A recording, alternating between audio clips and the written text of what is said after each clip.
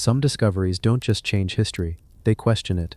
From caves filled with fossil altars to temples that align with vanished stars, every site hides a story older than language itself. These aren't just ruins, they're messages carved in bone, stone, and fire, left behind by people who saw the world in ways we can barely imagine. So before we open another chamber lost to time, make sure you're subscribed, because what you're about to see isn't just archaeology, it's the memory of humanity, still breathing beneath the earth. The obsidian blade of the El Tahin eclipse chamber.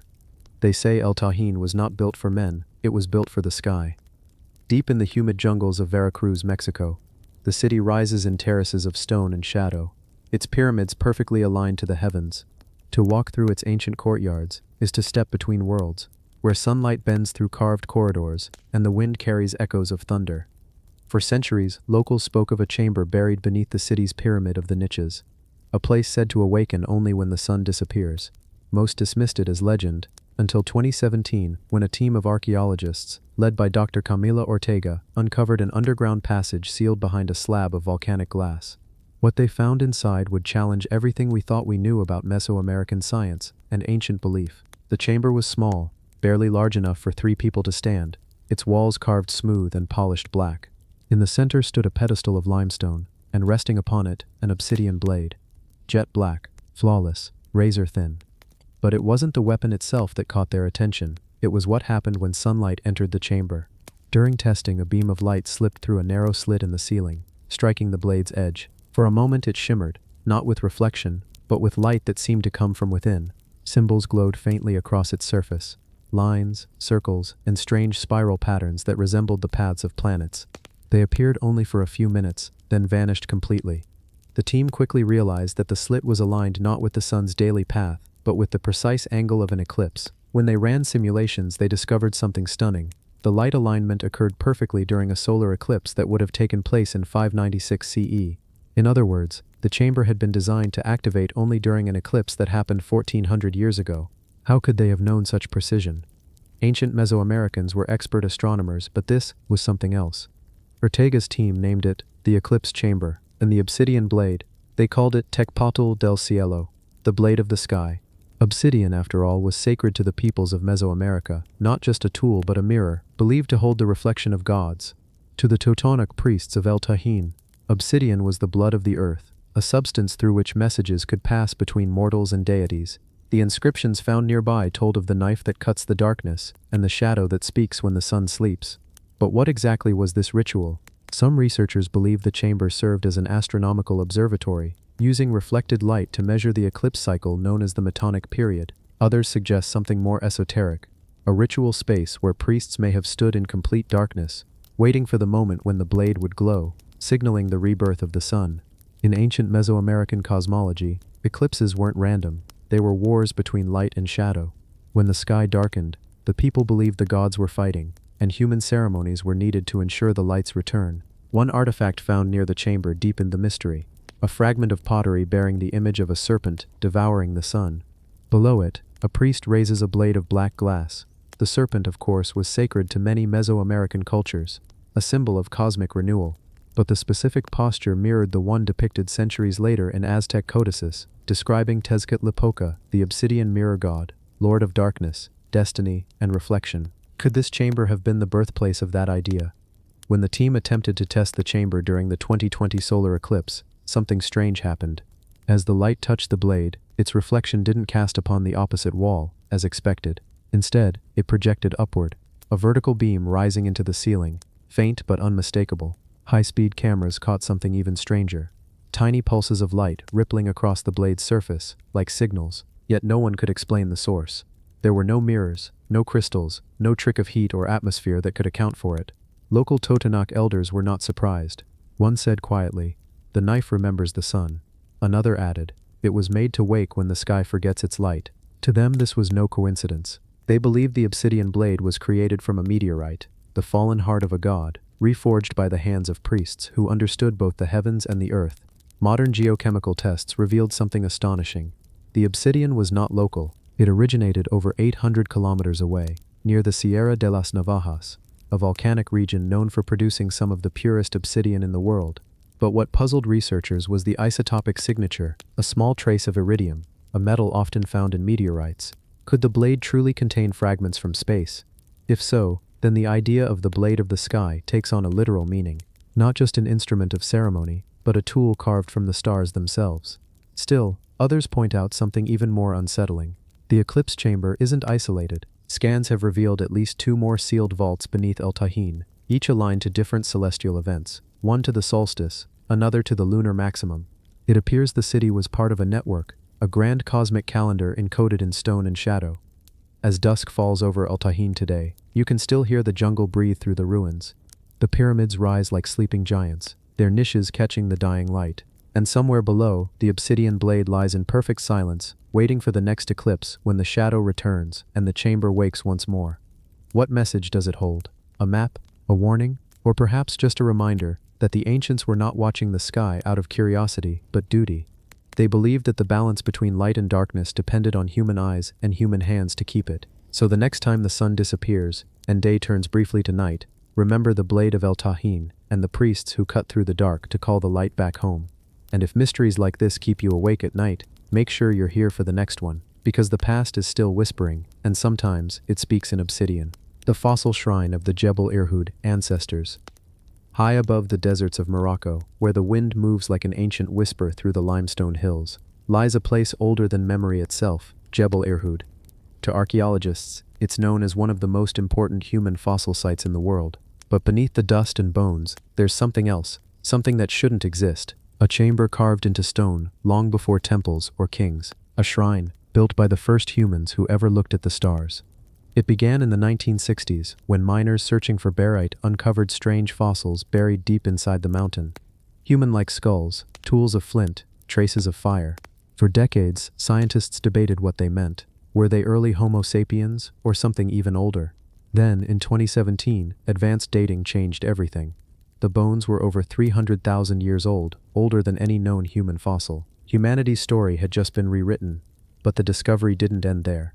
Because deeper within the same cave system, hidden behind a wall of collapsed sediment, archaeologists found what appeared to be a constructed space, smooth walls, arranged stones, and in the center, a shallow pit surrounded by fossilized animal bones arranged in a circle. At first it was dismissed as natural, but when ground-penetrating radar revealed geometric patterns under the surface, perfect circles, deliberate alignments, the idea began to spread. What if this wasn't just a habitation site, but a shrine? Some kind of ceremonial space built by the earliest humans, long before written history or organized religion. The pit, when excavated, held remains of gazelles, birds, and small tools placed deliberately around a central stone, a flat fossilized slab etched with faint, repeating grooves.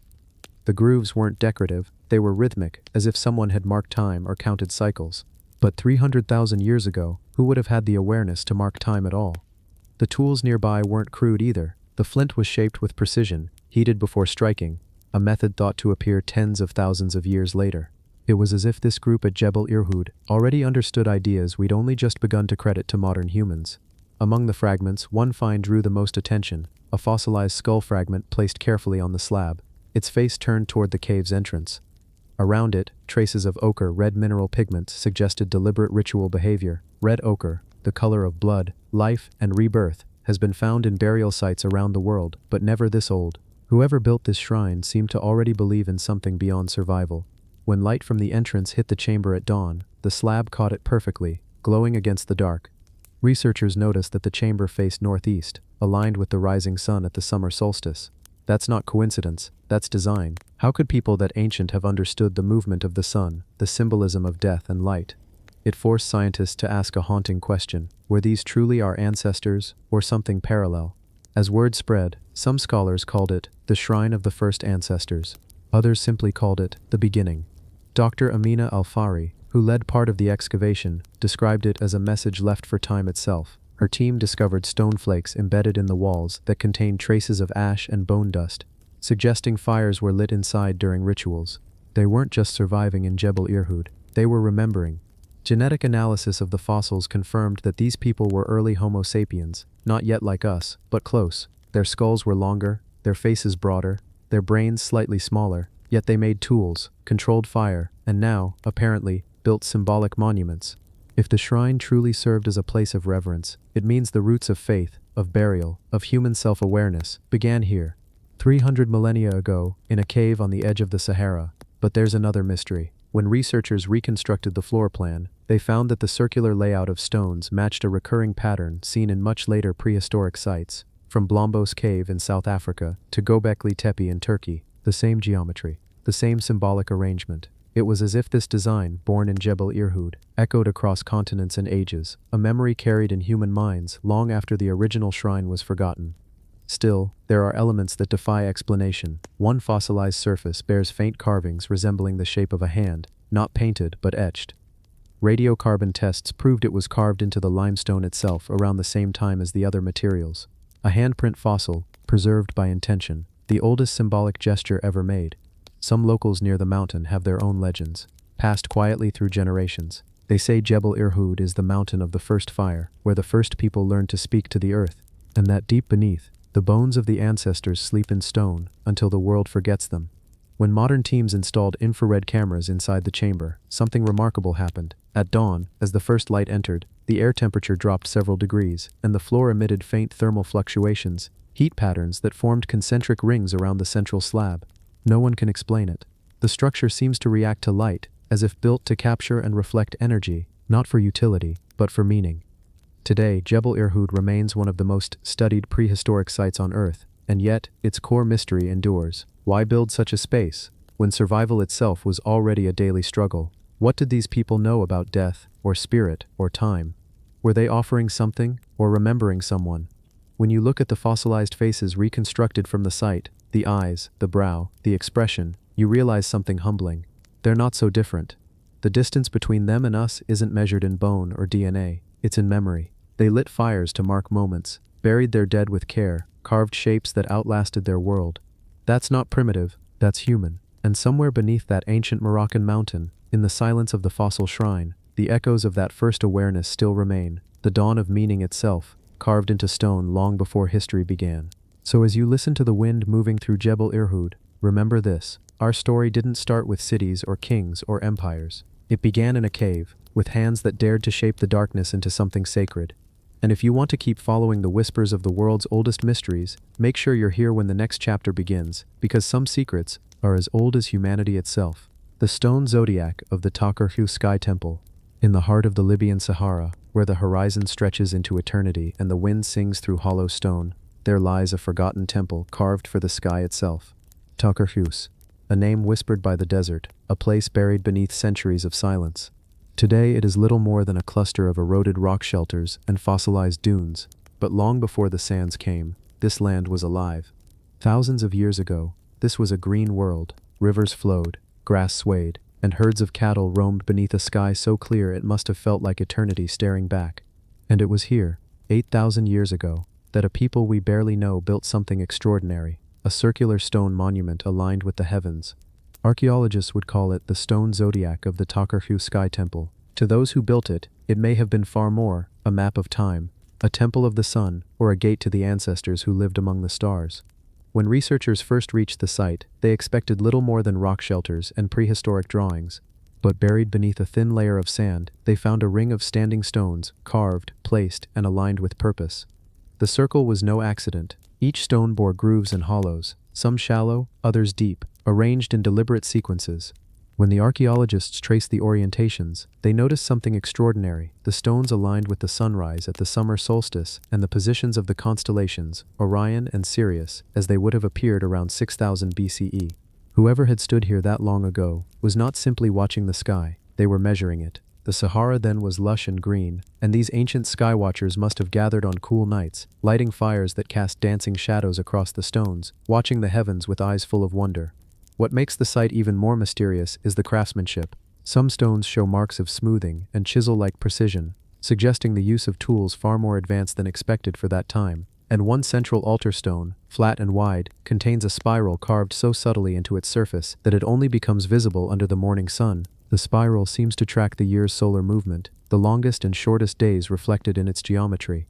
It was a calendar, but not merely of days or months. It was a calendar of eternity. Around the circle, archaeologists discovered fragments of pottery, charred animal bones, and beads made of shells carried from the Mediterranean coast hundreds of kilometers away. This was no isolated tribe. This was a network, a people who traded, traveled, and shared knowledge across the Green Sahara. Some believe Takarkori served as a pilgrimage site, a sacred meeting point where the people of the savannah gathered to mark celestial transitions, solstices, equinoxes, and perhaps even eclipses. The air would have been filled with music, chanting, and the low hum of wind through the stones. The alignment toward Sirius is especially significant. In many ancient cultures, the heliacal rising of Sirius marked renewal, the flood, and the cycle of life. But this was thousands of years before Egypt's first dynasties, long before the Nile temples honored the same star. Could Takarkori have been the seed of that knowledge? Did the stargazers of the Sahara pass their wisdom northward, generation by generation, until it became the foundation of Egyptian astronomy itself? The idea sounds bold, but history has a way of hiding its roots beneath the sand. Over time, the desert devoured the land, the lakes dried, the grasslands vanished, and the wind carried sand like a slow tide. The people moved on, leaving their temple behind. Centuries turned to millennia, and the world forgot them. Yet the stones remained, standing silent, waiting for the sky to return. When the first archaeologists stumbled upon them again, they described the place as eerily deliberate. Even the erosion seemed to have spared the central altar, as if the desert itself understood its importance. Satellite scans later revealed something astonishing. Beneath the surface, there were traces of additional rings, buried extensions of the same circular design. The temple may once have been much larger, a vast observatory under the open heavens. Some scientists propose that it could have functioned as an early astronomical observatory, marking not just the sun and moon, but also seasonal rains and migration cycles vital to survival. But others believe it had a more spiritual function, that the stones formed a symbolic bridge between earth and sky, the living and the dead. Local Tuareg elders tell an old story about the people who counted the stars. According to legend, their ancestors came from a time before the desert, when the world was green and the gods walked among men. They say Takarkori was built where a star fell to earth, and that its builders marked the place so the heavens would remember. When the Italian team shared these tales with astronomers, something remarkable emerged. One of the stones points directly toward the star Vega, which around that time was the North Star. It means whoever built Takarkori understood celestial drift, a concept only rediscovered thousands of years later. Imagine the scene 8 millennia ago, the Milky Way blazing above, reflections of firelight flickering on the stones, and a group of ancient skywatchers gathered in silence. Perhaps a priest or shaman raised hands toward the heavens, tracing the slow path of a star across the night. Perhaps they believed that each stone was a point of connection, an anchor holding the cosmos to the earth. Today, when you stand among the ruins, you feel it, that strange, quiet hum of meaning. The stones still align. The wind still curves through the circle in a way that amplifies sound, as if the site itself was built to listen. And when night falls, the sky above Takarkori is among the clearest on earth. The same stars shining in the same patterns as when the first builders stood there. You can almost feel their eyes through time, watching the same constellations, wondering the same questions.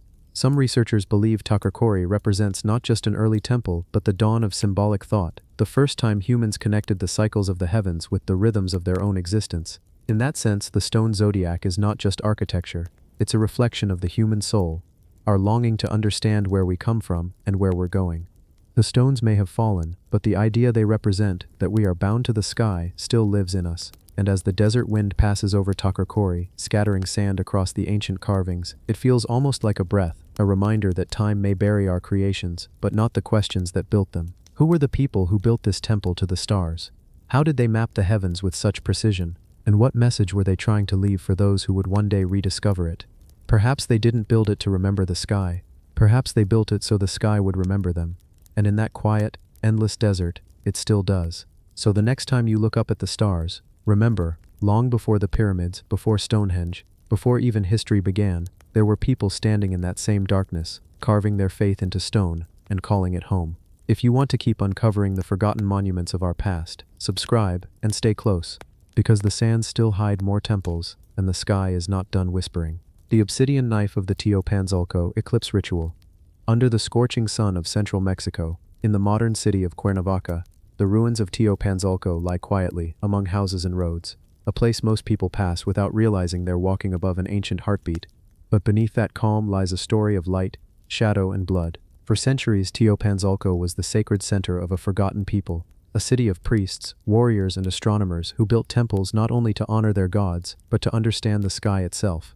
And deep within its main pyramid, Archaeologists unearthed something small, dark, and terrifyingly beautiful, an obsidian knife, still sharp after hundreds of years, placed inside a sealed chamber aligned with the path of the sun during an eclipse. They would come to call it the knife of the eclipse ritual.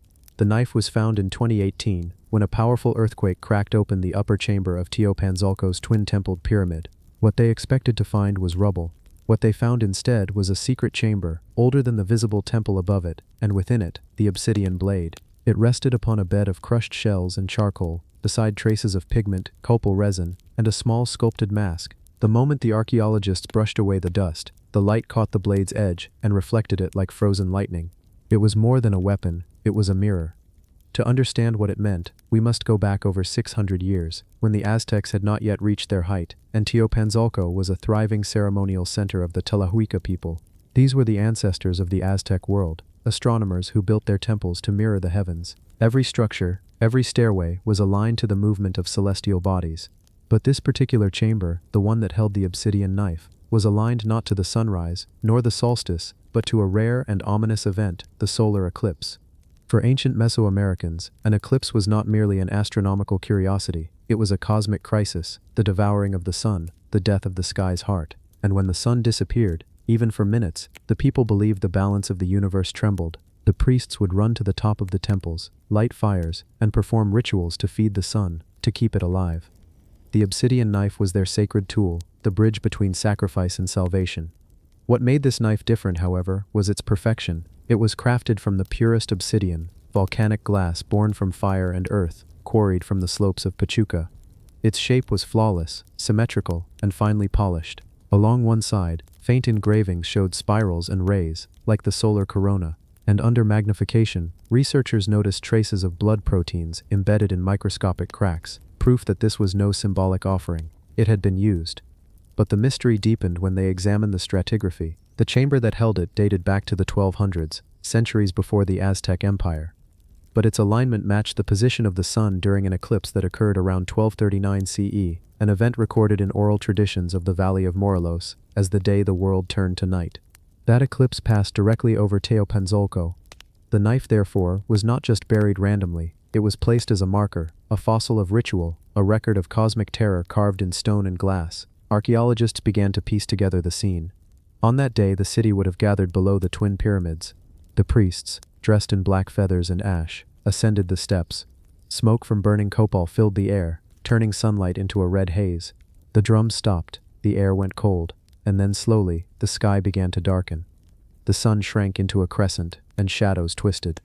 The people screamed, the wind died. At the top of the temple, the high priest raised the obsidian knife, its edge catching the last thread of light before darkness swallowed the city. In that silence, the ritual began, the offering to bring the sun back.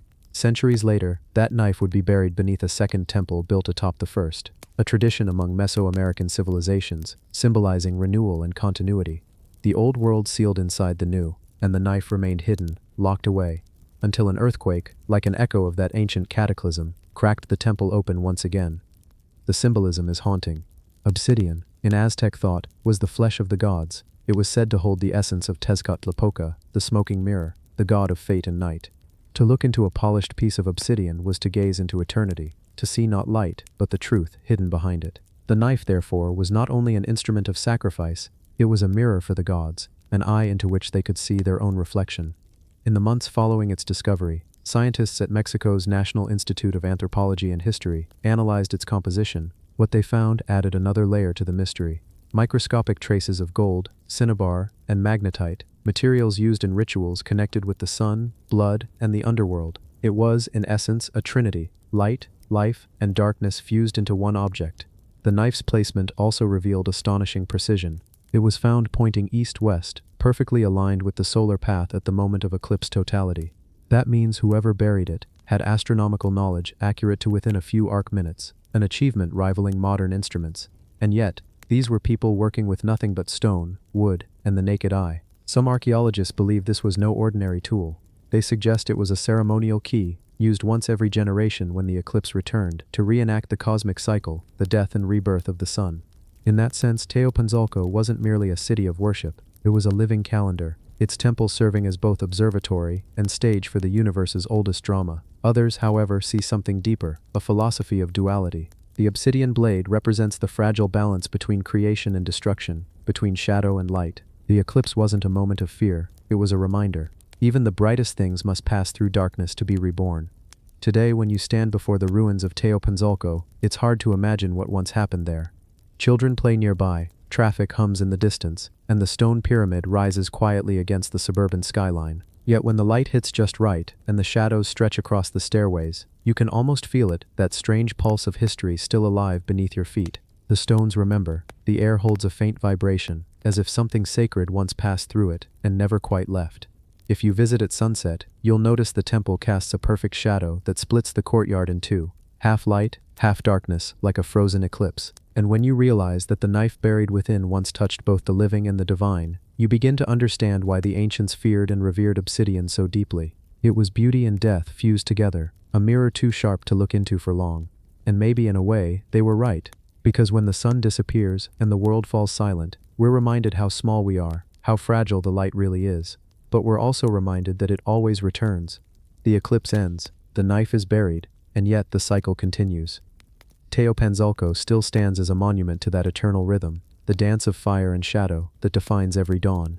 The knife of the eclipse ritual may no longer draw blood, but it still cuts, through time, through silence, through the veil that separates us from those who looked at the same sky centuries ago and saw both fear and wonder reflected in a blade of black glass.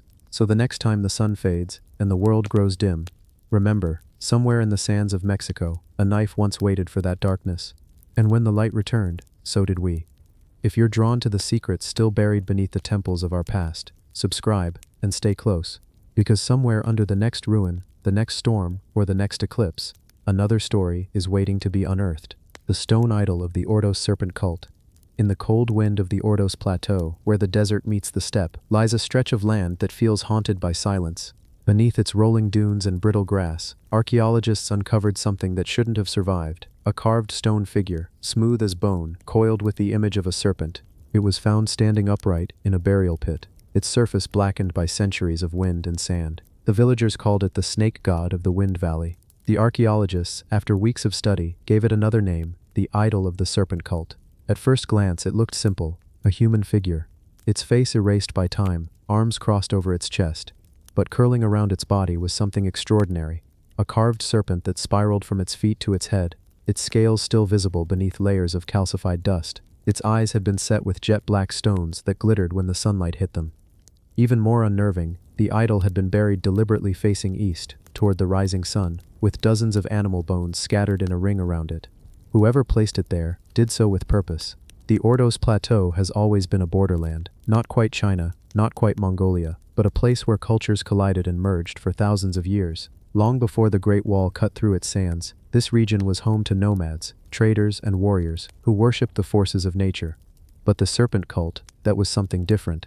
The serpent, to these ancient people, wasn't just a symbol of power. It was a bridge between the earth and the underworld, between the sky and the soil. And this idol, this carved figure, wrapped in stone coils, was their vessel of communication. When the archaeologists carbon dated the soil around it, they found something shocking. The burial dated back nearly 3,000 years, long before the rise of the Xiongnu, before the Mongol Empire, before recorded Chinese dynasties had even mapped these lands. That meant this cult existed in isolation, its beliefs untouched by outside influence, an unseen religion that thrived in the shadows of history. But it wasn't the age that disturbed the team. It was what they found next. Beneath the idol, buried deep in the sand, they uncovered a pit lined with black stones. Inside were 3 serpent skeletons, coiled together, their bones arranged with eerie precision. Around them fragments of bronze jewelry, bone needles, and a broken human jaw. And carved into the base of the pit, barely visible under the dust, were 7 interlocking circles, a pattern repeated in other sites across the Ordos region. To the team, this meant one thing. The idol wasn't just an image, it was the centerpiece of a ritual. Ancient DNA analysis of the serpent bones revealed they belonged to a species not native to the region, pythons, which lived thousands of kilometers to the south. Someone had carried them here, through deserts and mountains to bury them beneath this idol. The question was, why? Local legends may hold the answer. Among Mongolian oral traditions there are stories of a sky serpent, a creature that fell to earth as a star, bringing both wisdom and fire. It taught early tribes the art of metal, the secrets of the forge, and the cycle of death and rebirth. But when men tried to control its power, it turned against them, retreating beneath the sands. The idol then could have been their attempt to summon it again, to speak to the serpent that sleeps beneath the world. Under closer examination, the idol's stone wasn't local either. It was carved from a greenish-gray basalt, found only near the Yellow River's volcanic ridges, nearly 200 kilometers away. Someone had dragged this enormous stone across hostile terrain, carved it with tools of bronze and flint, and then buried it in a place where the sun and stars aligned with the serpent carvings at specific times of the year.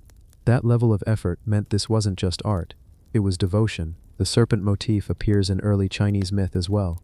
The goddess Nuwa, who shaped humanity, was half serpent herself. But in Ordos, the imagery was more primal, more violent. The serpent wasn't a creator, it was a judge. The carvings along the idol's torso show small human figures kneeling before the serpent, some being devoured, others emerging transformed. It tells a story of sacrifice and rebirth, that to understand the world, one must first be swallowed by it. When the archaeologists cleaned the surface with soft brushes, they noticed a faint reddish tint on the serpent's mouth. At first, they assumed it was mineral staining, but chemical tests revealed traces of hematite and animal hemoglobin, in other words, blood. The idol had been used repeatedly in sacrificial ceremonies, where offerings were poured or smeared across its surface. In a trench nearby, they found flat stones forming a small altar, covered with burned residues of herbs, fats, and copper fragments. When these were tested, they contained high levels of cinnabar, mercury sulfide, a toxic mineral often used in ancient rituals to represent life, death, and transformation. The people of Ordos, it seemed, were invoking something dangerous, both physically and spiritually. And then came the strangest discovery. When they measured the alignment of the site, they found that the idol faced the same direction as the rising sun during the spring equinox. And at that exact moment, the serpent carving's eyes catch the first light, making them glimmer red. It's as if the idol was designed to wake up once a year, its eyes igniting as the earth turned. For those who built it, this moment likely symbolized the awakening of the serpent's spirit, the renewal of power, the rebirth of the world. Even more haunting, nearby burial mounds contained skeletons with carved snake patterns etched into their ribs and skulls, as though their flesh had been marked to imitate the god they worshipped. It wasn't just a religion, it was an identity. These people lived and died as servants of the serpent. But then, one day, it all stopped. The site shows evidence of sudden abandonment, fires, collapsed dwellings, smashed idols. It's as though the cult vanished overnight. Perhaps a drought forced them out, or perhaps the serpent they worshipped turned against them in their own mythic cycle. The desert buried their shrines, and the wind carried their chants away. For 3 millennia, the idol slept, half forgotten, until it was unearthed once again, not by priests, but by scientists. Today the idol stands in a museum in Hohhot, encased in glass. Tourists walk by, pausing to stare at its hollow eyes, not realizing that it once marked the border between the human and the divine. And when the lights of the display reflect against the stone, you can almost imagine it, that ancient gleam of red at dawn, when the serpent opened its eyes and the people knelt beneath it. The Ordos idol is more than a relic, it's a message, a whisper from the oldest corners of human belief. We've always searched for meaning in the forces that scare us: storms, fire, darkness, serpents. And we've always tried to carve those fears into something we could understand, something we could face. So when the next wind passes over the Ordos plateau and the sands shift, remember, beneath that silence lies the memory of a people who spoke to the serpent in the sun, and who believed that every ending was just another skin being shed. And if you love unearthing the forgotten stories of ancient worlds, subscribe before the next discovery awakens, because somewhere out there, another idol still waits beneath the dust, watching and waiting to be found. The bone harpoon of Bukizeba. In the endless silence of Egypt's western desert, far from the Nile's fertile strip, there lies a place that shouldn't have life at all. The sun beats down on cracked limestone and fossilized dunes, and yet deep beneath that sand, archaeologists uncovered something that spoke of water, abundance, and a forgotten world. It was a weapon, carved from bone, polished smooth by human hands over 8,000 years ago. They called it the bone harpoon of Bukizeba. When it first emerged from the sand, it looked like an ivory blade, 18 inches long, curved slightly, its surface lined with fine serrations. But when sunlight hit it, those serrations glinted like teeth. This was not decoration, this was a hunter's tool, designed to pierce hide, scale, or flesh. But what shocked the researchers wasn't its craftsmanship, it was its location. Bukizeba sits deep in the heart of the Sahara, hundreds of kilometers from any permanent water. What was a harpoon doing here? Geologists soon provided the first clue. The land that is now desert was once a vast wetland. Around 9,000 years ago, before the desert consumed it, Bukizeba was a lake, the centerpiece of a green corridor stretching across what we now call the Saharan Neolithic. Herds of gazelles and antelope grazed its shores, Fish swam in its shallows, and nomadic people followed the rhythm of its rains. The harpoon was their key to survival. But this particular one wasn't ordinary. Carved from the leg bone of a large animal, possibly a giraffe, it bore patterns of incised lines, not random, but deliberate. When the team compared them with other artifacts from the region, they noticed something. The spacing of the lines corresponded to lunar cycles, each notch a mark of the moon. This harpoon was both a weapon and a calendar. Whoever made it knew the rhythm of the sky as well as the rhythm of the water. They hunted by stars, by seasons, by patterns written in bone. And at some point, when the lake began to dry, they buried their tool deliberately in the sand, perhaps as an offering to the spirits of the vanished waters. When the team examined the surrounding site, they found evidence of hearths, pottery fragments, and animal bones, traces of an ancient lakeshore community. Microscopic residue on the harpoon revealed fish oils and traces of algae long extinct in the region. That meant it wasn't just symbolic, it had seen real use, piercing fish that no longer exist in the Sahara. The craftsmanship was beyond what archaeologists expected from a supposedly primitive society. The bone had been boiled, split, shaped with flint blades, and hardened by fire. The precision of its barbs was astonishing, each one evenly spaced to allow water to flow smoothly around it, reducing drag. This was engineering, not guesswork. It showed an understanding of physics born from necessity and experience. But there was something else. Near the spot where the harpoon was found, archaeologists uncovered a small stone circle, a kind of shrine. Inside were other bones, arranged in patterns, and at the center lay a polished pebble painted with ochre, its surface dotted with tiny white inlays. When examined under magnification, those dots formed the shape of a fish. It seemed the people of Bir Kaseba didn't just hunt, they worshipped the life that sustained them. The harpoon may have been part of a ritual, a bridge between survival and spirituality. As the climate changed and the monsoon retreated south, the lakes began to vanish. The once green Sahara turned brown, then white with salt. The people followed the water east, toward the Nile, carrying their tools, their stories, their knowledge. In this way, the harpoon of Bir Kaseba isn't just a relic, it's a clue to the birth of Egyptian civilization. The same people who once hunted fish in vanished lakes became the early farmers and builders who would one day raise temples along the Nile. This harpoon, in its simplicity, connects the hunter of the desert to the scribe of the pharaoh. When the artifact was brought to Cairo for study, it caused quiet astonishment. Its age pushed back the timeline of human occupation in the Sahara by centuries. It showed that long before pyramids or writing, humans here understood design, measurement, and ceremony. And perhaps most profoundly, it reminded us that Egypt's story doesn't begin with the Nile, it begins with water lost to time. Standing today in the desert where it was found, the silence feels ancient, but if you listen closely, you can almost imagine the echo of splashing water, the call of hunters across a lake, the sound of bone cutting through waves. The harpoon's maker could never have imagined that 8 millennia later someone would unearth it and wonder at its perfection. But that's the beauty of archaeology. It's not just about what we find, it's about what it reminds us to remember. The bone harpoon of Bir Kaseba is more than an artifact. It's a fragment of a forgotten world. It tells us that the desert was once a sea of life, that even the harshest lands once bloomed, and that human ingenuity has always followed the water. Every carved notch is a story, every barb a memory of a hunt beneath a vanished sky. And as the wind sweeps across the dunes, carrying grains of ancient lakebed sand, the land still whispers its secret, that long before the pharaohs and pyramids, before gods were carved in stone, there were hands that shaped bone into meaning, and left behind a weapon that still points, silently toward the memory of water. If you're drawn to stories like this, to the forgotten chapters buried beneath the sands, then subscribe before the next discovery surfaces, because out here, in the world's oldest deserts, the past still breathes beneath every grain of dust, waiting for its story to be told. The clay figurine of Kamiana Mohyla. In the quiet plains of southeastern Ukraine, where the steppe stretches endlessly and winds hum through ancient stone mounds, lies a place locals once called the Stone Tomb. To most, Kamiana Mohyla looks like nothing more than a pile of sandstone. But to archaeologists, it's a cathedral, older than writing, older than Egypt, older even than the memory of civilization itself. And within this maze of prehistoric carvings and caves, a single object changed everything. A small clay figurine, no bigger than a hand. A relic so strange, so deliberate, that some called it the ancestor of gods. When it was first uncovered, it looked almost fragile, its surface cracked with age, its form barely human. But what it represented, that was another story.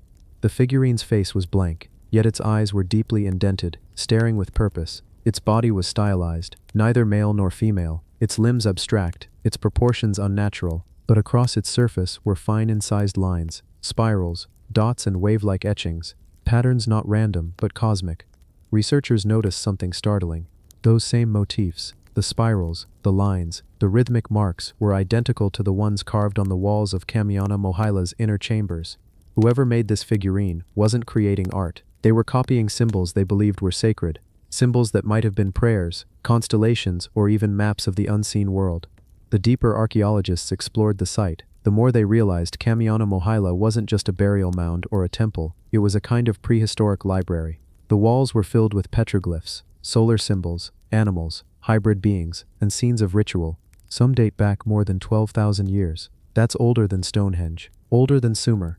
The figurine itself was found near the base of a collapsed chamber, buried beside fragments of ochre and what appeared to be a small stone altar. When they tested it, the clay showed traces of heating at low temperatures, suggesting it wasn't meant to be hardened for use, but gently baked for ceremony. This wasn't a toy, it was a vessel. The story began to emerge. Long before written language, before bronze or temples, the people of the Dnipro steppe gathered here to honor forces they couldn't name. They pressed clay from the riverbanks between their fingers, shaping beings that represented their myths, their fears, and their ancestors. The figurine of Kamiana Mohila was one of those creations, a mediator between earth and spirit, but what set it apart was what it carried. When archaeologists scanned the figurine with modern imaging, they found traces of microscopic pigments, red, black, and white, once painted in fine bands across its surface. Those pigments matched mineral sources used by other Paleolithic peoples, thousands of kilometers away. Could this mean Kamiana Mohila wasn't an isolated culture, but part of a wider, forgotten network of ancient symbolism stretching across Eurasia? The idea shocked historians. It suggested that long before writing, humans shared a visual language, a code of spirals, suns, and serpents that traveled not by trade, but by memory, and that this figurine might be one of the earliest surviving artifacts of that language. Yet there's something even deeper, something almost unsettling. The figurine was found facing downward, buried intentionally, as if hidden. Nearby, a thin layer of ash suggested fire. Had it been part of a ritual, perhaps a burial, perhaps a closing ceremony of the temple itself? Local legends say Kamiana Mohila was once the home of spirits, the voices in the stone. Shepherds told stories of hearing whispers in the caves, even when the wind was still. Could it be that the people who made this figurine believed it held life? That in shaping the clay, they were shaping consciousness itself? When held under a microscope, tiny fingerprints were found pressed into the clay's surface, left by its maker thousands of years ago. A single human touch, frozen in time, the ridges still visible. Whoever shaped it was not an artist, not a sculptor, but a believer. They pressed the clay with reverence, carving symbols with purpose, sealing their faith into something meant to endure beyond death. For millennia, the winds buried Kamiana Mohila in silence. Empires rose and fell above it. Scythians, Greeks, Huns, Mongols. None knew what lay beneath their feet.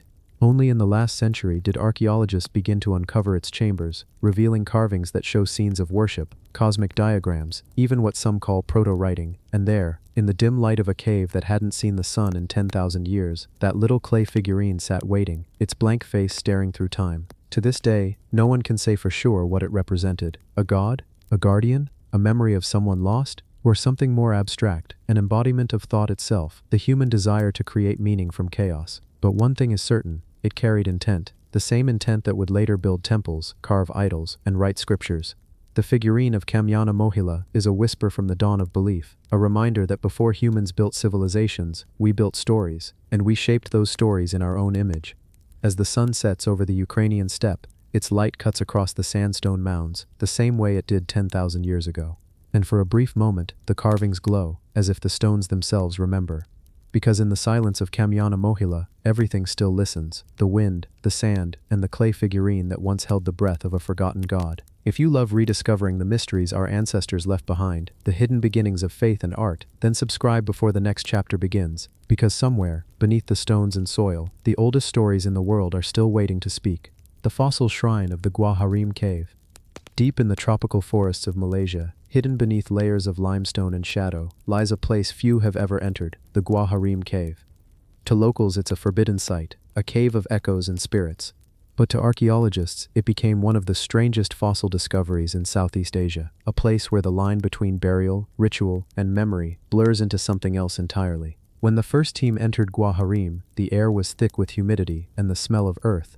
Their lamps revealed strange markings along the cave's inner walls, not carvings, but natural forms that seemed arranged as if the stone itself had been shaped by human intention. And deeper inside, Half buried in sediment and calcite, they found something no one expected, a cluster of fossilized bones arranged around a raised stone platform, a shrine made of time itself. At first it was thought to be the remains of ancient animals, washed in by floods. But under closer study, the arrangement was deliberate, bones placed in concentric circles, shells positioned like offerings, and fragments of red ochre dusted across the surface. The central slab bore fossil impressions, the outlines of leaves, shells, and what looked eerily like a human handprint. Someone, tens of thousands of years ago, had chosen this spot with purpose. Dating results stunned researchers. The shrine was at least 14,000 years old, possibly older, from the last ice age, when the world's coastlines were entirely different. The people who lived here were hunter-gatherers, yet the sophistication of this ritual structure suggested something far deeper: belief. A concept of death, spirit, and return. Gua Harim, the Cave of the Tiger, gets its name from legends of a guardian spirit that once roamed its depths. Villagers say the cave growls at night, that shadows move when no one's there. Some even claim to hear whispers near the entrance, as if the cave itself breathes. When scientists worked there, several refused to return after dark. The sense of being watched was overwhelming. But there was something else: the fossils themselves. Embedded in the limestone walls were ancient marine creatures, ammonites, trilobites, the imprints of a vanished sea. To the prehistoric people who discovered them, these must have been objects of power.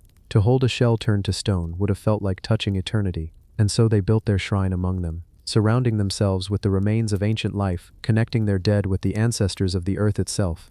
Archaeologists noticed cut marks on some bones, traces of ochre on others. It wasn't a burial in the modern sense, it was a dialogue, a conversation between the living and the dead, the human and the fossilized, the present and the primeval. One chamber even contained a fossilized coral fragment wrapped in fiber, as if intentionally bound, preserved as a sacred token. Who were these people? No written words, no tools of bronze or iron, yet they understood symbolism in a way we barely grasp. They chose the fossils not for decoration, but for meaning. Perhaps they believed these stone creatures held the spirits of the underworld, or memories of a time before humans walked the earth. To them this cave was not merely a home, it was a portal. When light touches the inner walls, the fossils glimmer faintly, forming shapes, spirals, waves, and outlines that resemble celestial paths. Modern researchers suspect Gua Harim's shrine may have mirrored the constellations visible in the Ice Age sky, the bones and shells forming the same patterns as stars, as above, so below. And yet something deeper lingers. The entire structure seems designed for sound. Whispers echo longer than normal, resonating around the chamber. One archaeologist noted that the frequency of the echo matches a human heartbeat. Coincidence or design? Could it be that Gua Harim's builders shaped the shrine to speak to the dead, or to listen to them? In one haunting discovery, a single fossilized vertebra was found with a thin layer of red pigment still intact, possibly blood mixed with ochre. To paint a fossil, to color the bones of ancient creatures, was to merge two timelines, human and geological. It's as if they sought to fuse the living with the immortal, the flesh with the stone. Standing inside the cave today, all sound seems to vanish. The drip of water, the thrum of insects outside, all fade into a silence that feels alive. And in that silence you begin to understand what the ancients must have felt: awe, fear, connection, the sense that you are standing on the edge of time itself. The fossils around you are millions of years old. The humans who placed them are long gone, yet their intent remains, preserved in the rock, in the stillness, in the unseen pattern of things. The Gua Harim shrine is not a ruin, it's a message, a reminder that even before temples and gods, humans sought to speak with eternity. To this day the cave remains partially unexplored. Sections are sealed by stone and water, unreachable without risking collapse. What lies beyond those sealed chambers is unknown. More offerings, more fossils, or perhaps the resting place of the one who began it all. Some say the cave is still guarded, not by animals, but by presence. Instruments malfunction, cameras die, yet when light flickers across the fossil walls for an instant, it almost looks like something moves. A memory, a face, or just the cave itself, still alive. The fossil shrine of Gua Harim is a riddle written in limestone, where humans, fossils, and faith converge into one enduring mystery. And as long as it stands beneath the Malaysian forest, it will keep whispering to anyone who dares to listen. If you love uncovering ancient places where science and spirit collide, don't forget to subscribe before the next chapter begins, because every discovery hides another secret waiting just beneath the stone stelae of the Coma land terracottas. Hidden in the savannas of northern Ghana lies a landscape scattered with fragments of mystery, fragments that whisper of a people the world almost forgot. Here, in the dry earth of Coma Land, archaeologists uncovered hundreds of terracotta figures, strange, expressive faces with hollow eyes and gestures that seem caught between prayer and warning. But among them stood something different, something older, a single stone stelo, buried upright in the red soil, as if marking the heart of a vanished faith. The locals had long called the place the Field of Ancestors. Farmers avoided plowing too deep, believing the spirits of the old ones slept beneath. When the first archaeologists arrived in the late 20th century, they found the terracottas scattered across several hills, broken torsos, heads, and ceremonial pieces deliberately buried. It was as if an entire civilization had sealed its secrets before disappearing. But at the center of one mound, aligned perfectly with the rising sun, they found the stelo. It was carved from a single block of laterite, tall, weathered, and covered in faint etchings. At first glance it seemed simple, but as the dirt fell away, patterns emerged, spirals, eyes, and what looked like flowing shapes of snakes or rivers intertwining. Some believed it represented a deity of fertility or water. Others thought it was a boundary marker between the world of the living and the spirits. Whatever it was, it felt deliberate, sacred. When sunlight struck the stone at dawn, the carvings glowed a faint red, as if the stelo itself came alive. Archaeologists noticed that some nearby terracotta heads faced directly toward it, positioned in a semicircle, like worshippers frozen in time. The alignment was too precise to be coincidence. It suggested ritual gatherings, perhaps sacrifices, maybe even astronomical ceremonies. But there was something stranger still. When the stelo was moved for preservation, a cavity was found beneath it. A small chamber filled with broken clay fragments, charred bone, and beads made of quartz and iron. The arrangement hinted at a burial, yet no full skeleton remained.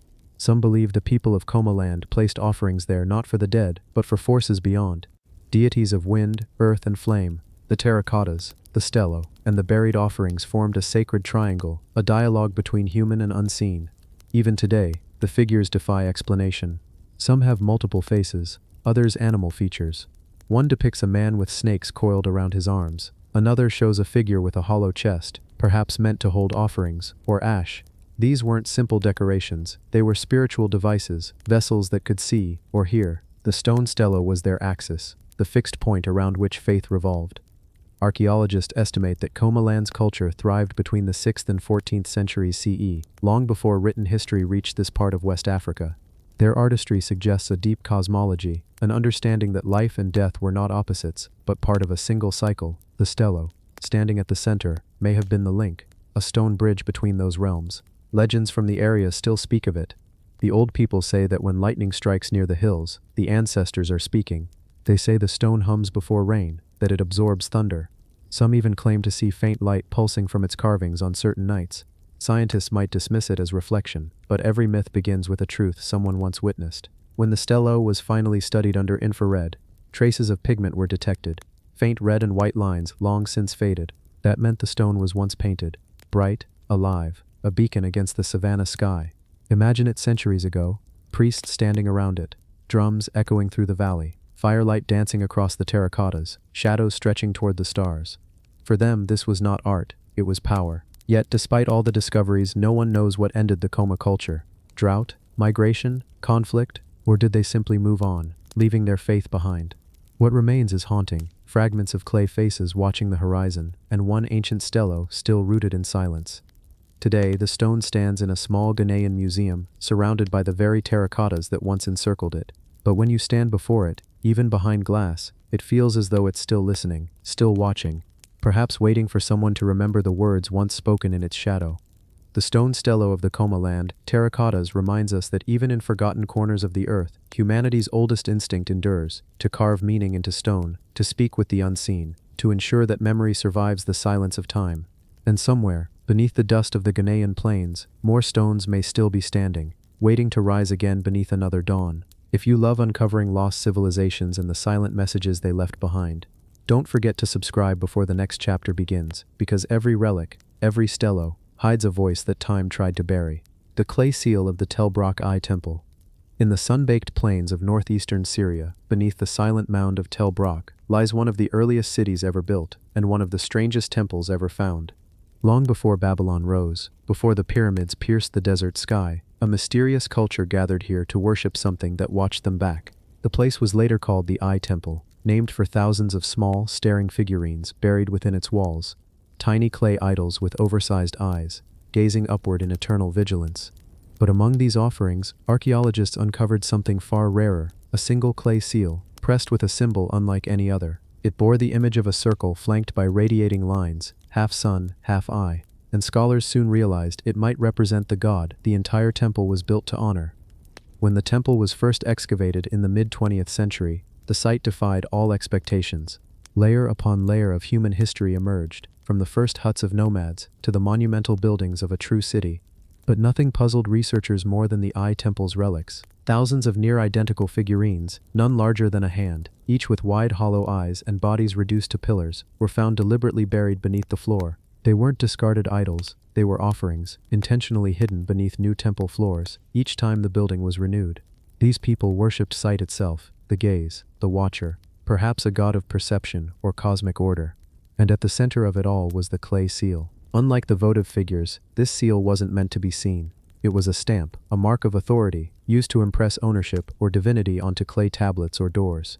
Its symbol combined the rays of the sun with the circular iris of an eye, ringed by patterns that some interpret as tears or flames.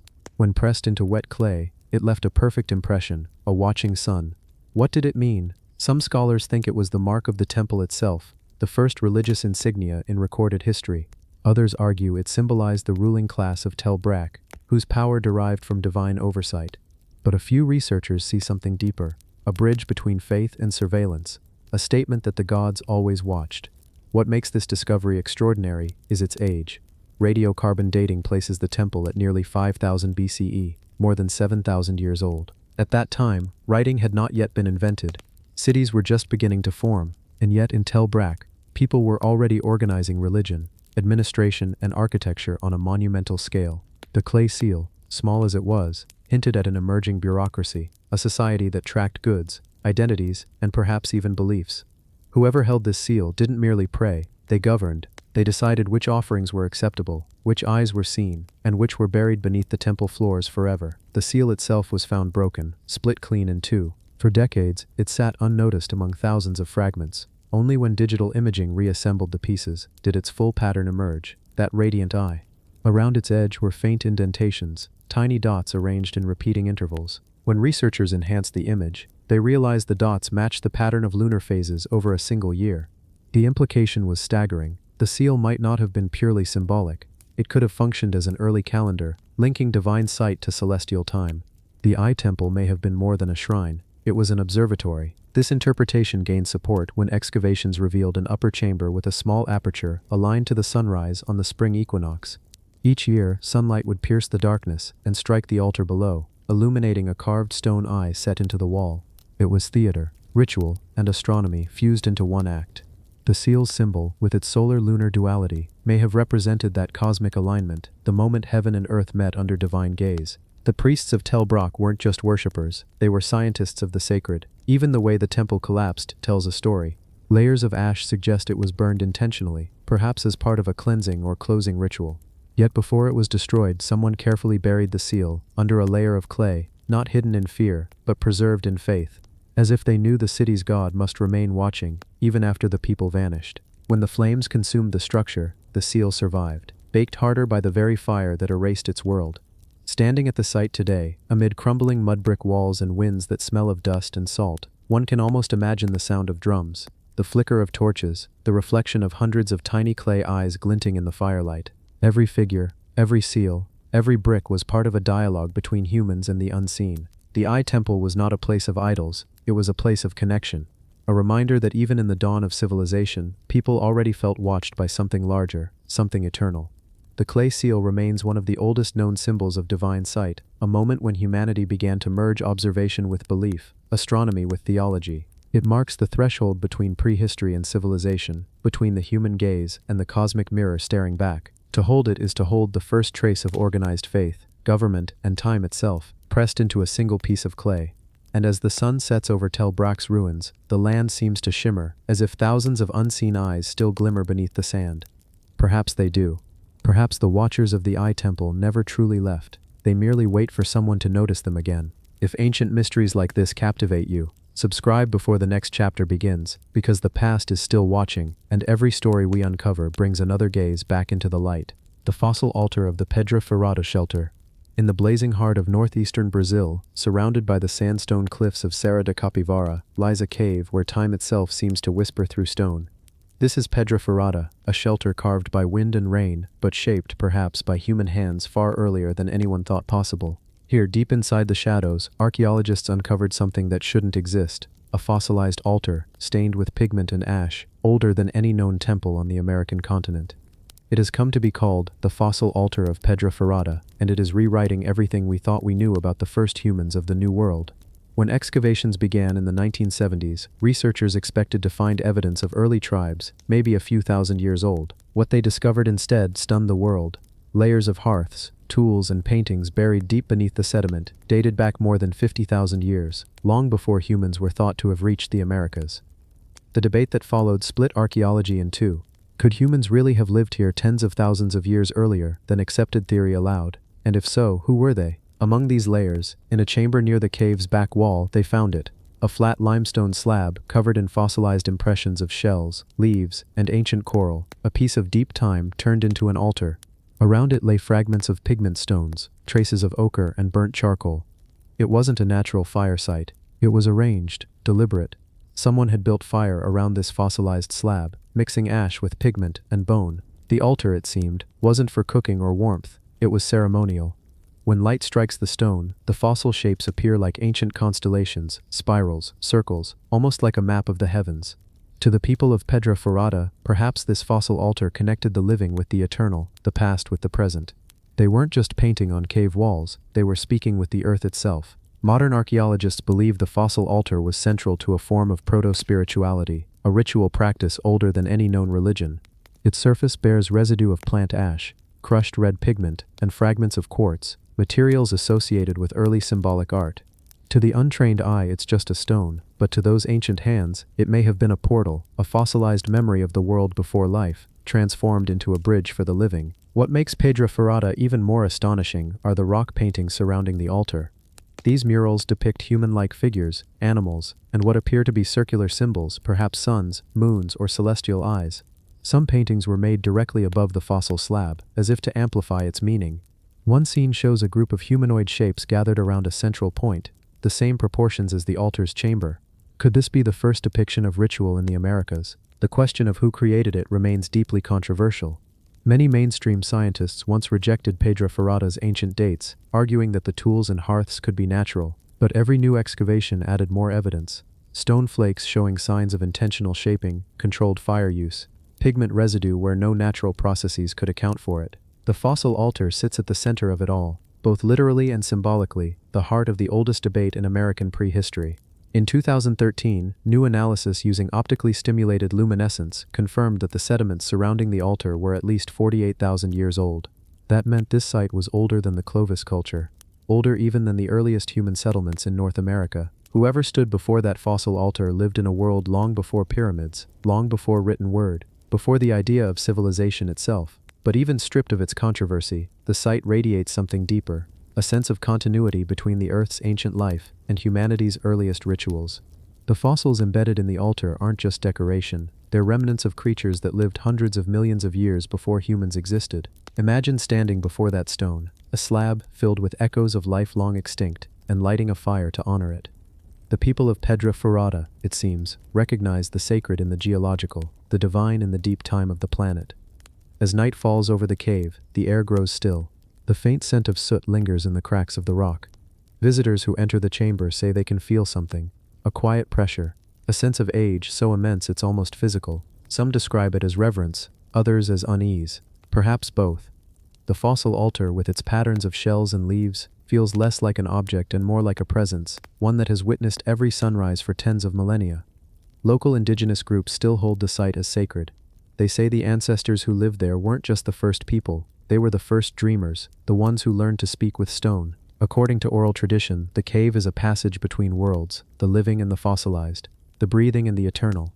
Every carving, every mark, every pigment stain is part of that conversation. When archaeologists performed micro-residue analysis on the altar, they found traces of burnt resin and pollen, evidence of offerings. To what gods? We may never know. Perhaps it wasn't about gods at all, but gratitude, a thank you to the earth for remembering life long gone. The fossil altar of Pedra Furada isn't just a relic, it's a revelation. It forces us to reconsider not just when humanity arrived in the Americas, but who we were when we got there: artists, scientists, mystics, or something that combined all three. It shows that even 50,000 years ago, people were already seeking meaning in the ancient, already standing before stone, searching for eternity in the patterns of fossils and flame. In that dark chamber where time itself sleeps, the altar still lies, silent, fossilized, waiting, and perhaps in its silence, it still remembers the first fire, the first spark of thought that turned humanity from wanderer to believer. If you love unearthing the world's oldest secrets, the forgotten shrines, the impossible altars, the echoes of civilizations erased by time, subscribe before the next chapter begins, because some mysteries aren't buried in history, they're buried in the earth itself, still waiting for the right eyes to see them again. The stone idol of the Kirokitia ancestors. In the sun-baked hills of southern Cyprus, overlooking the river Moroni, lies a place where humanity first began to build walls and stories. Long before the pyramids, before written word, the people of Kirokitia carved out a village of round stone houses, where every doorway opened toward the rising sun, and at the center of those homes, buried beneath the clay floors, lay something strange, a figure, sculpted in limestone, with hollow eyes and a silent face. It has come to be called the stone idol of the Kirokitia ancestors, an object both haunting and divine, still watching over the ruins of one of the world's oldest organized communities. When archaeologists unearthed Kirokitia in the 1930s, they expected a simple Neolithic settlement. What they found was a civilization, small in size, but vast in mystery. Stone dwellings stood in neat clusters, connected by narrow alleys and defensive walls. There were signs of planning, leadership, even ritual. The inhabitants buried their dead under their homes. The ancestors, quite literally, lived beneath them. And with each burial, an idol was placed. Smooth, expressionless, almost human, carved with such precision that even now it feels alive. The stone idol discovered near House 24 was different from the rest. It stood nearly half a meter tall, made from a single block of chalky limestone. Its face was triangular, the eyes deep and hollow, the mouth absent. Its surface bore traces of pigment, red and black lines spiraling down the chest and arms, like tattoos or ritual markings. When it was found, it was surrounded by ash and small river pebbles, perhaps offerings. The idol had been carefully buried facing east, toward the morning light. To the people of Kirokitia, this figure may have been more than art, it was a vessel. The hollow eyes weren't decoration, they were meant to hold something, perhaps inlaid shells, or polished obsidian, to reflect firelight like living eyes. When flames flickered in those sockets, the idol would have seemed to awaken, its gaze alive in the darkness. For the Neolithic mind, it wasn't stone, it was presence. But who did it represent? Some say the great ancestor, the spirit who bound families together.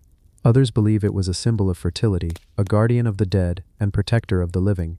In the oldest layers of the site, idols like this appear near every hearth and grave, always facing the same direction. Some bear multiple heads, others strange geometric patterns. They seem to bridge the human and the cosmic, a silent testimony that these early settlers already believed in something beyond themselves.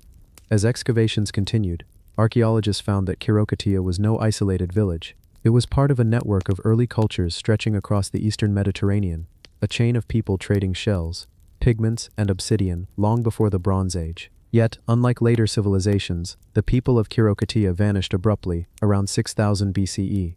The site was abandoned. No signs of war, no fire, no disaster, just silence. Only the idols remained, buried beneath the homes like the memories of those who carved them. When the stone idol of Kirokitia was cleaned and analyzed, researchers found microscopic traces of plant resin and hematite, substances used in prehistoric adhesives and pigments. This hinted that it may have once been anointed with a mixture of oil and red dye during rituals. Its surface even showed faint indentations where hands had held it repeatedly, not an ornament, but a companion. Someone, thousands of years ago, carried this idol, spoke to it, and placed it gently into the ground before leaving forever. In recent years, new theories have emerged. Some archaeologists now think these idols might have represented not gods, but the very people they were buried with, effigies to preserve memory. In Kirokitia's belief system, the line between life and death was not final, it was circular. The ancestors were part of daily life, their spirits woven into every wall and threshold. The idol, then, was not just art, it was a family member. Even the design of the village reflects that cyclical worldview. Every house was round, every pathway curved. The people of Kirokitia lived inside circles, surrounded by their ancestors, speaking to them through ritual and flame. The stone idol, in that sense, was both guardian and mirror, a reminder that life moves in spirals, not lines. Modern visitors who walk through the ruins often describe a strange stillness, as if the village is listening. The stone foundations, the circular steps, the open courtyards. Everything seems positioned with purpose. Stand where the idol was found, and you can see the entire settlement below, the hills beyond, and the sea in the distance. It's easy to imagine a priest or elder standing there thousands of years ago, holding that stone figure as dawnlight washed across the valley, offering a prayer to the ancestors before another day began. For archaeologists, the idol is more than artifact. It's evidence that faith, memory, and art were born together. The people of Karakitia weren't just surviving, they were building meaning into the stones beneath their feet. Each house, each burial, each idol was a verse in a silent hymn to continuity. And yet, despite all we've learned, the stone idol refuses to give up its final secret. Was it one of many, or unique? A relic of the last ceremony before the village fell silent? Was it a farewell gift to the spirits who had guarded them for generations? No one knows. What remains is the silence of stone and the feeling that somehow it still remembers. Today, the idol rests behind glass in the Cyprus Museum, its hollow eyes catching the light, still staring east as it did 6,000 years ago.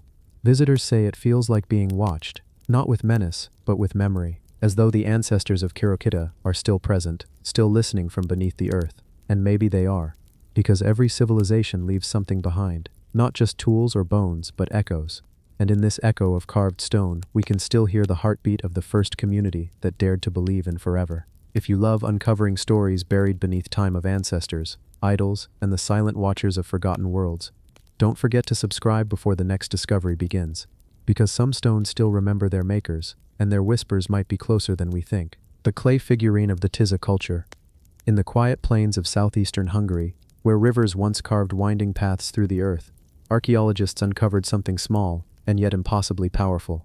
Buried beneath layers of Neolithic soil, lay a clay figure, no taller than a hand, but holding within it the weight of an entire forgotten world. They call it the clay figurine of the Tiza culture, a relic from nearly 7,000 years ago, made by a civilization that vanished long before the pyramids, but who shaped their world with fire, ritual, and belief.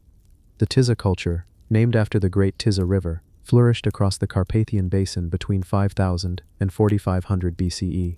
These were people of clay and color, builders of vibrant settlements, painters of pots, and sculptors of strange, haunting figures. When archaeologists unearthed their villages, they didn't find palaces or weapons.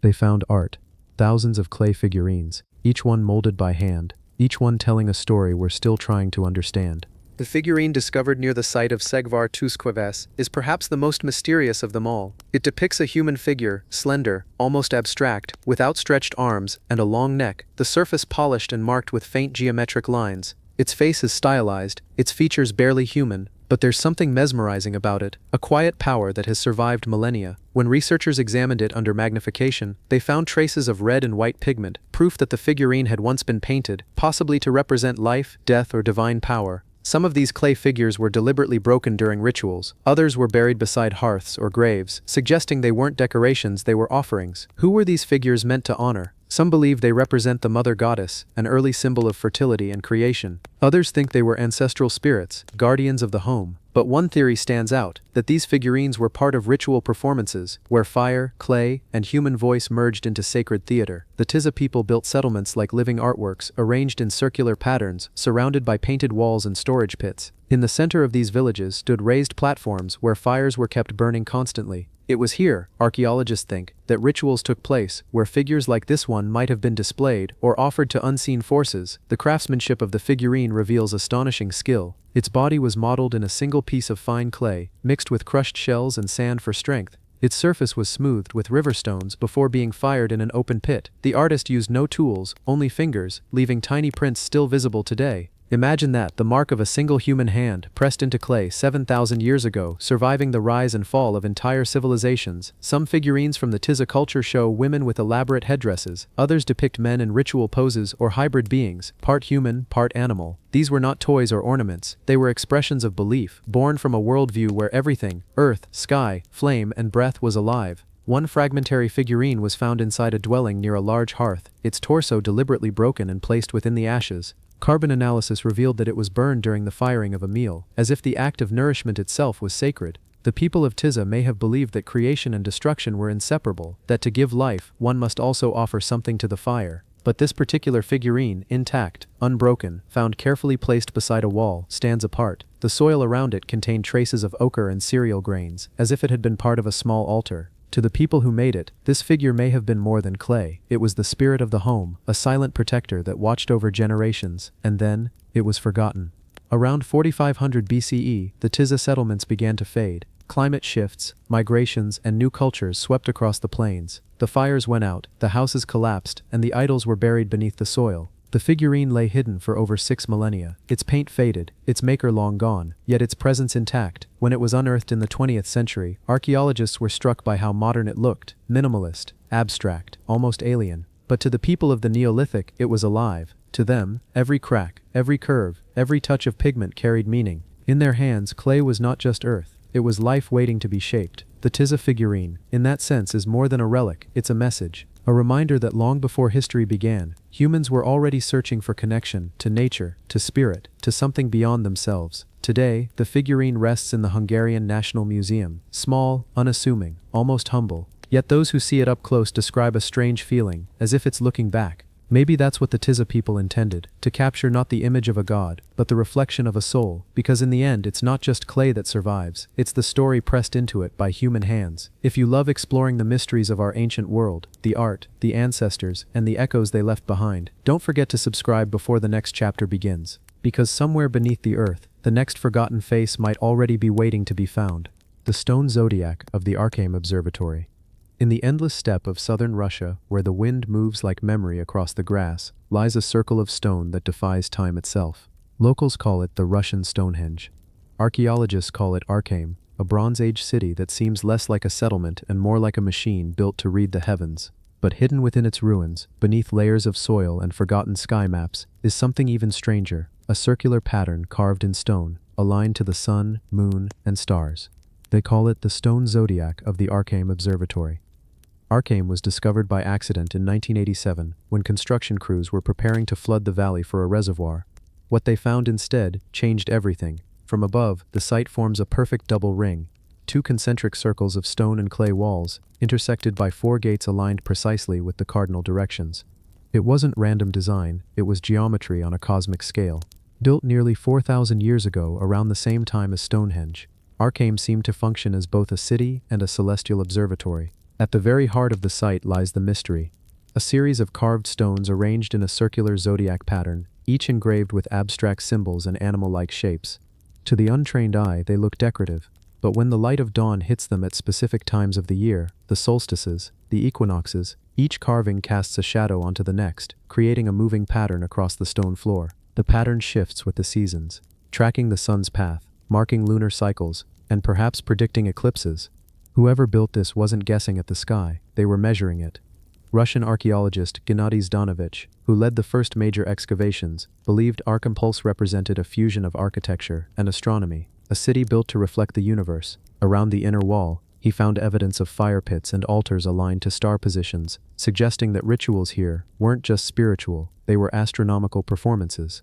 People gathered not simply to worship, but to watch the heavens move in real time. What's most haunting about the stone zodiac is its precision. The builders used a compass system centuries before compasses existed. Each stone fits within an invisible grid based on geometric ratios found later in Greek and Vedic temples. Some researchers have suggested Archaeum may have been part of a wider network of sky temples stretching from the Ural Mountains to Central Asia, a Bronze Age belt of star watchers who mapped the heavens long before recorded history. Ancient legends from the region speak of a circle of fire built by priests who followed the wheel of the sun. Some stories claim Archaeum was founded by the ancestors of the Aryans, carrying knowledge from even older civilizations. Others see it as the cradle of Indo-European astronomy, the first true observatory on the Eurasian plains. Whether myth or memory, the alignment is undeniable. The sun rises directly through the eastern gate during the summer solstice, and sets perfectly through the western gate 6 months later. When the zodiac stones were cleaned and reassembled, archaeologists noticed that each symbol corresponded roughly to constellations known today: Taurus, Leo, Scorpio. But their arrangement wasn't identical to our modern zodiac. It matched the sky as it appeared 4,000 years ago, frozen in time. It's as if Archaeum was built not just to watch the sky, but to remember it. Some scientists suggest the site functioned as a calendar, helping its builders track agricultural cycles, floods, and migrations. Yet others believe it held a deeper, almost philosophical purpose, an attempt to mirror the cosmos in stone, to bring divine order to human life. The people of Archaeological may have believed that by aligning their world with the heavens, they could maintain balance between earth and sky. Excavations revealed burnt clay floors and melted stone, evidence that Archaeological was deliberately set ablaze at the end of its life. The city wasn't conquered, it was sacrificed. Its people left, leaving behind the ashes of their homes and the stone circle untouched. Some say they burned it to purify it before abandoning it. Others think they feared something, an omen in the stars, a shift they could no longer interpret. Today, under the vast Russian sky, the stone zodiac still sits at the center of that silent circle. During midsummer, modern pilgrims and astronomers gather there to watch the sunrise pierce the ancient gate, the same light that fell on those stones 4 millennia ago. In that moment, time folds. The sky reflected in their eyes is the same sky those ancient builders once measured with devotion and awe. No written record tells us who they were, or what gods they followed, but their stones speak of cycles, of stars, of a people who believed knowledge itself was sacred. In a world without metal compasses or telescopes, they built one from earth and light. Perhaps that's why the site still feels alive. Because Archaeological isn't just ruins, it's a reminder that long before history, humans already sought their place in the universe, carving meaning into stone and time into memory. If ancient skies and forgotten civilizations fascinate you, subscribe before the next chapter begins, because we're only just rediscovering the worlds that once watched the stars before us. The bone pendant of the Malta Venus. In the frozen heart of Siberia, where the winds of the Ice Age once sculpted both land and legend, a small pendant carved from mammoth bone has rewritten the story of humanity itself. It was found near the Angara River, in a place called Malta, a windswept plateau buried beneath centuries of permafrost. To the untrained eye, the pendant seems simple, a delicate figure of a woman, carved in miniature, with exaggerated curves and hollow eyes that seem to look through time. But to archaeologists, she is far more than a relic. They call her the Malta Venus, a 23,000-year-old mystery that may hold the key to understanding where we came from and how far our ancestors truly reached. The story begins in the 1920s when a team of Russian archaeologists, led by Mikhail Gerasimov, uncovered a series of Ice Age dwellings made of mammoth bones and tusks. Beneath the layers of frozen earth, they found artifacts that defied belief: bone needles, ivory tools, and dozens of small female figurines carved from mammoth ivory. But one piece stood apart. A pendant, barely the size of a thumb, suspended by a hole at its crown, depicting a woman, her body rendered with astonishing realism, her form both human and divine. Unlike the famous Venus of Willendorf or Lespugu, this one carried something more deliberate: symmetry, proportion, and perhaps identity. The Malta Venus wasn't an idol of fertility alone. Carved with care, her pendant hole suggests she was worn, not displayed. Whoever carried her did so close to the heart, as if invoking protection, memory, or connection to something beyond the visible world. When researchers analyzed the figure under magnification, they found tiny incised lines, markings that might represent tattoos, garments, or symbols of status. Some believe these lines mirror the patterns seen in other Malta carvings, a visual language lost to time. Others see them as representations of constellations, primitive sky maps carved into a sacred object. But the greater revelation came not from the carving, but from the bones buried nearby. The child found at the site, known as the Malta boy, held the same genetic lineage that would later be found among ancient Native American populations. DNA analysis confirmed it. The people of Malta were ancestors of both Europeans and the first Americans. This tiny pendant, carved by their hands, connects the frozen steppes of Siberia to the ancient migrations that peopled 2 continents. It's not just an artifact, it's a bridge across the Ice Age world. For decades, scholars debated its meaning. Was the Malta Venus a goddess, a mother symbol, a memory of ancestors lost to the cold? The more they studied it, the clearer it became that the figure carried layers of symbolism. The head, small and featureless, suggested universality, while the body, full, strong, enduring, embodied survival. In a world of scarcity, she was abundance. In a land of death, she was life. And in the silence of the tundra, she whispered the oldest story ever told, that humanity endures, even when the earth itself turns to ice. When the pendant was recreated in 3D scans, researchers noticed something extraordinary. The ratio of its proportions closely matched what artists today call the golden section. How could a Paleolithic carver, armed with nothing but a flint blade and bone tools, have achieved mathematical harmony known to architects thousands of years later? The answer may lie in instinct, or in an ancient aesthetic sense that humans carried long before civilization began. Around the Malta site, other carvings emerged. swans, snakes, birds with human faces, all rendered in bone and ivory, all hinting at a symbolic world rich with meaning. It suggested a culture not primitive, but spiritual, one that understood cycles, death, rebirth, and transformation. Some archaeologists call Malta the cradle of northern art, a place where the language of myth began to take shape, and yet the Venus pendant remains the centerpiece, the heart of that Ice Age world. When held in the hand, she feels alive, smooth, worn by time, almost warm to the touch. Perhaps that's why so many Ice Age people carved similar figures.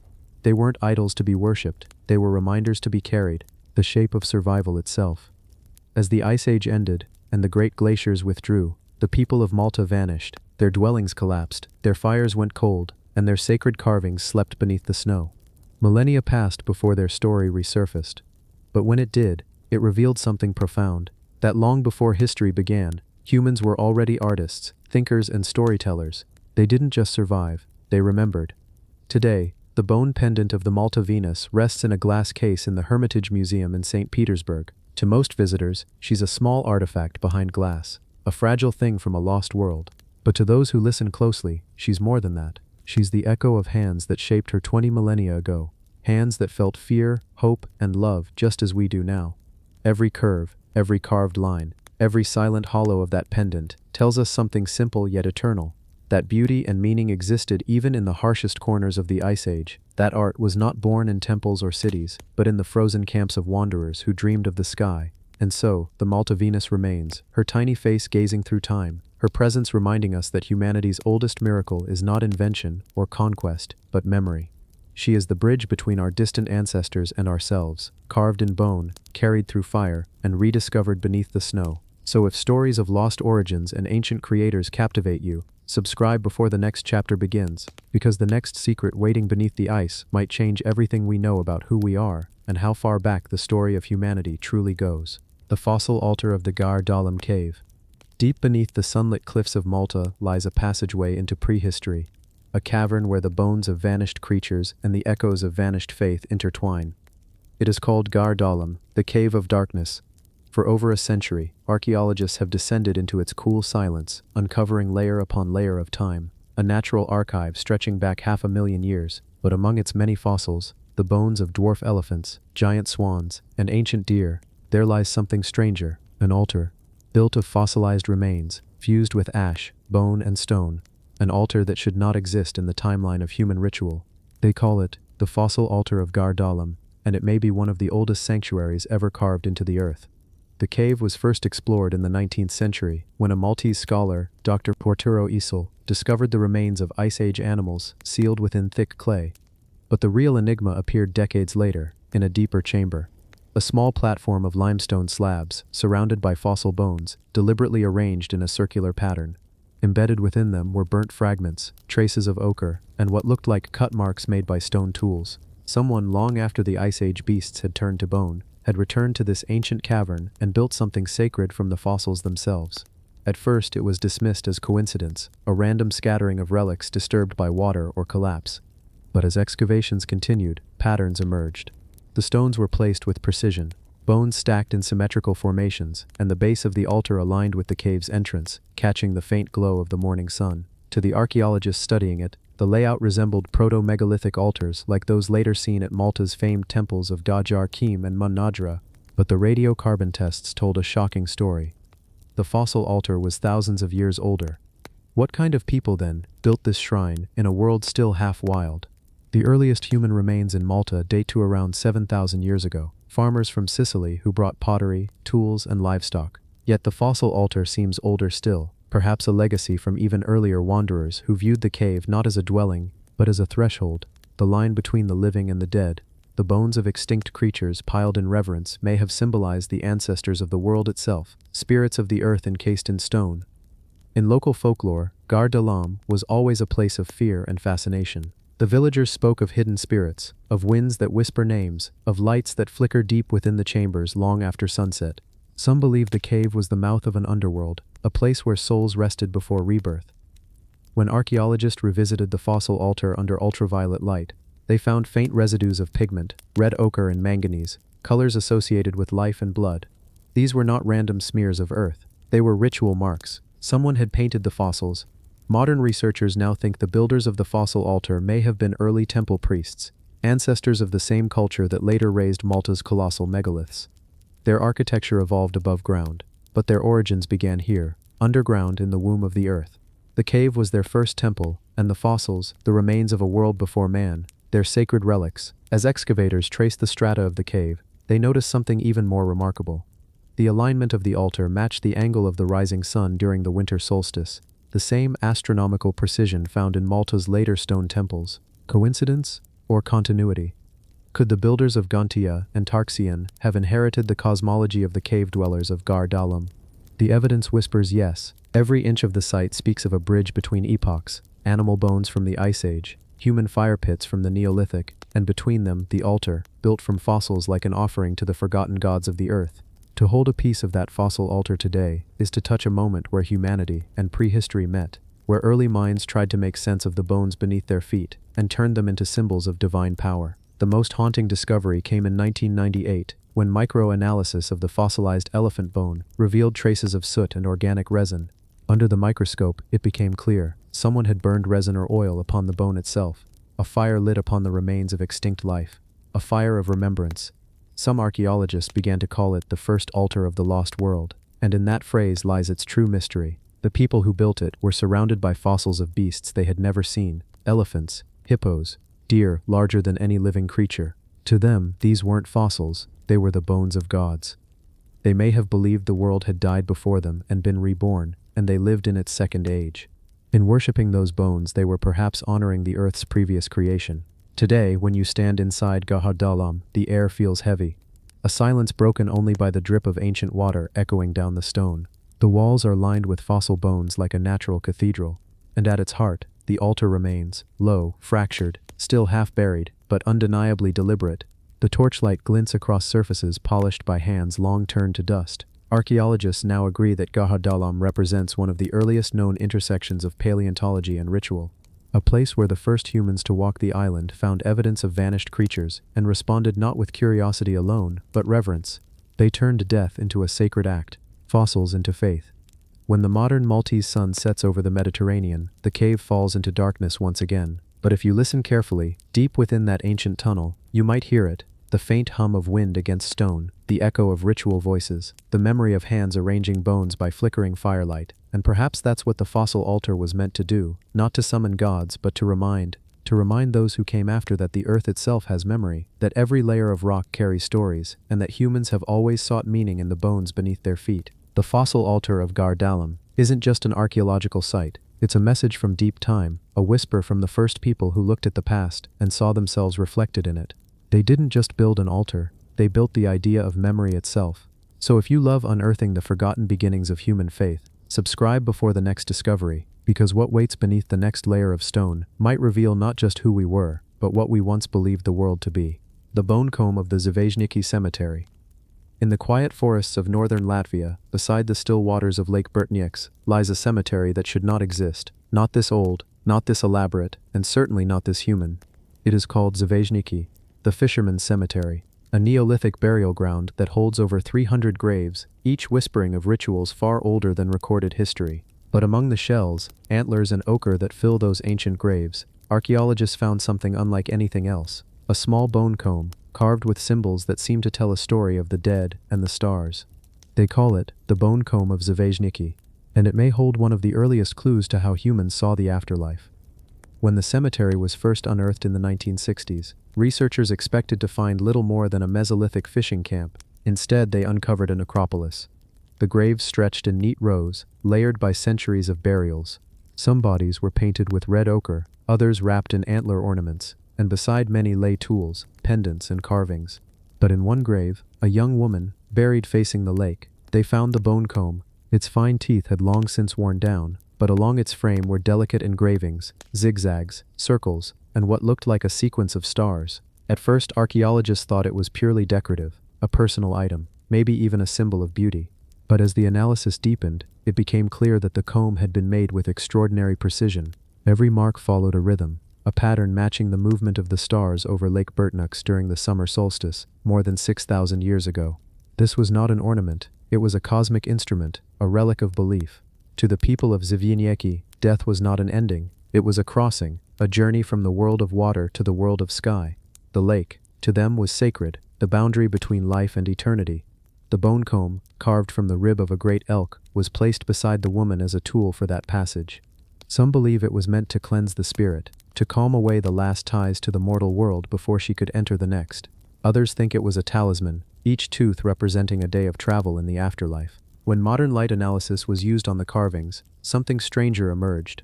The markings formed not just stars, but constellations. The same shapes appear in carvings found thousands of kilometers away, in ancient Scandinavia. Could it be that the Zvynieki people shared an ancestral sky map, a celestial code linking the dead to the heavens? The more they studied the cemetery, the more questions appeared. The graves were filled with tools, food and ornaments, but also with purpose. Some skeletons were positioned in pairs, others surrounded by animal bones. And then there was the ochre, red, thick, and always applied to the skull, a symbol of rebirth, of blood, of the sun returning after death. The comb, covered in that same pigment, seemed to carry both meaning and magic. The people who built Zvynieki were hunter-fishers, living on the edge of the Ice Age's retreat. They built no cities, no monuments, but in their dead, they built a legacy of emotion, of art, of reverence, of connection. They left behind not weapons, but a comb, a simple object that speaks louder than stone. Some researchers believe the carvings on the comb might be a form of proto-writing, symbols that predate any known Baltic script by millennia. One mark, shaped like a crescent, mirrors lunar symbols later found in Bronze Age artifacts. Another resembles rippling water. Taken together, they may represent the cycle of life, death, and return, the eternal flow mirrored in the nearby lake. In 2011, ground-penetrating radar revealed more graves beneath the soil, unexcavated layers older than any yet studied.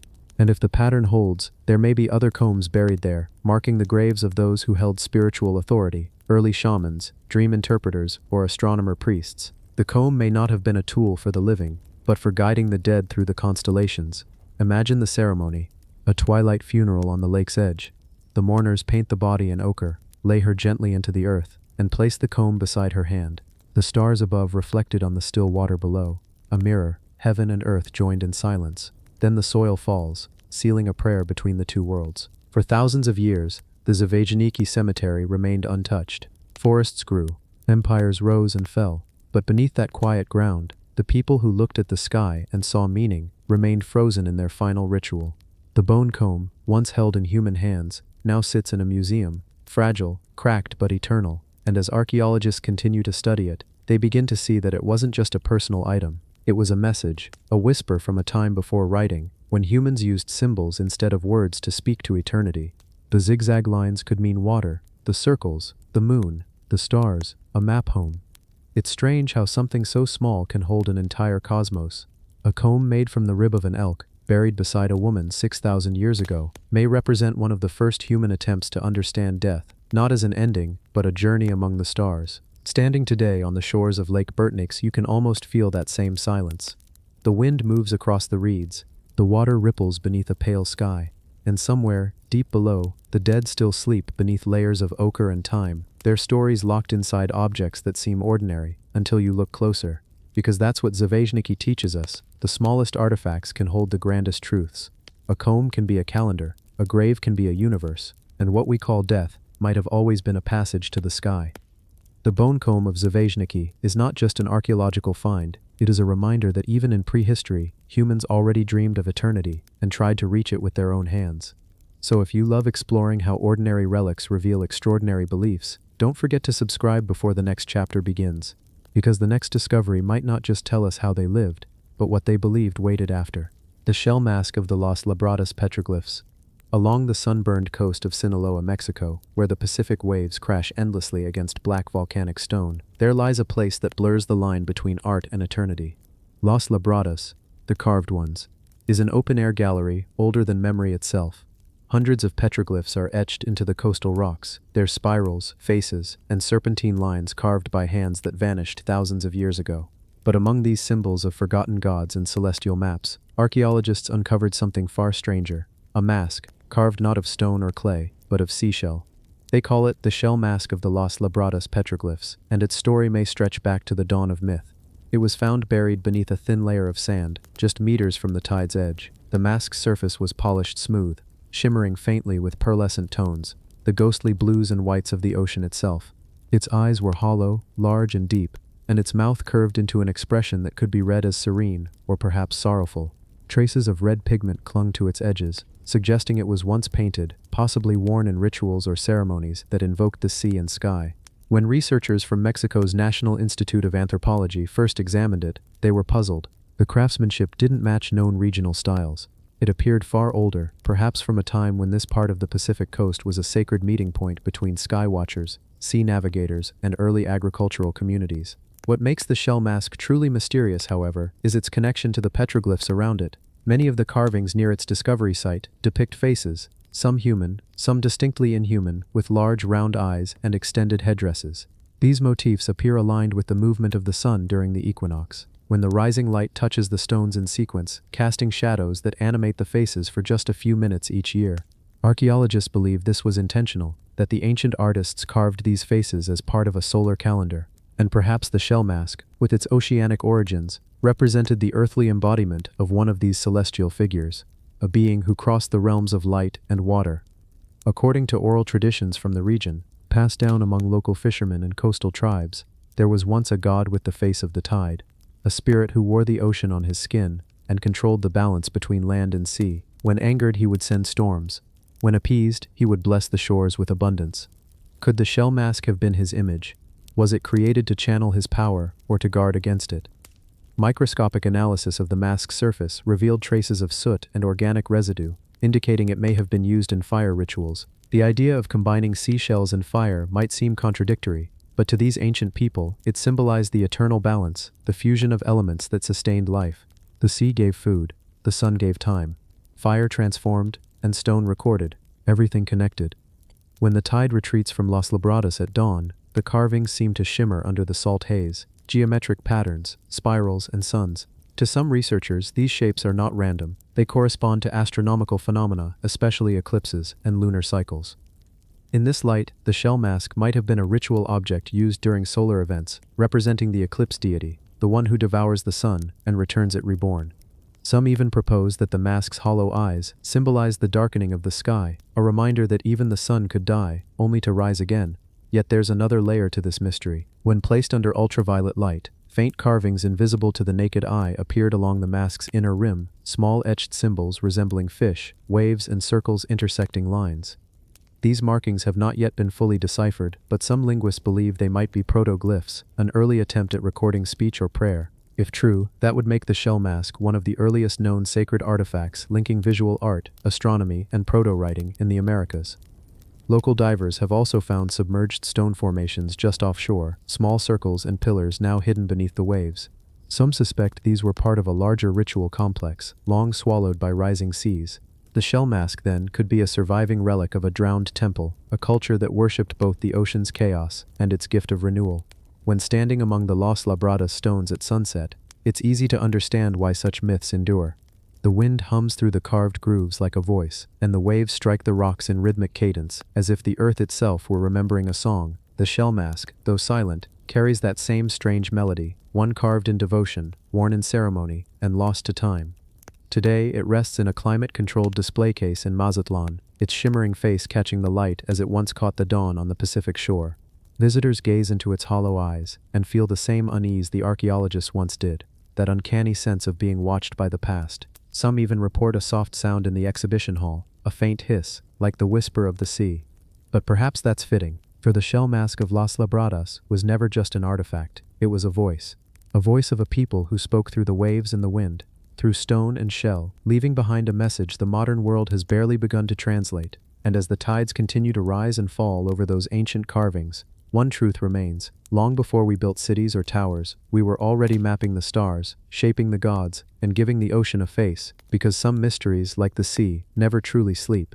The fossil shrine of the Naya burial chamber.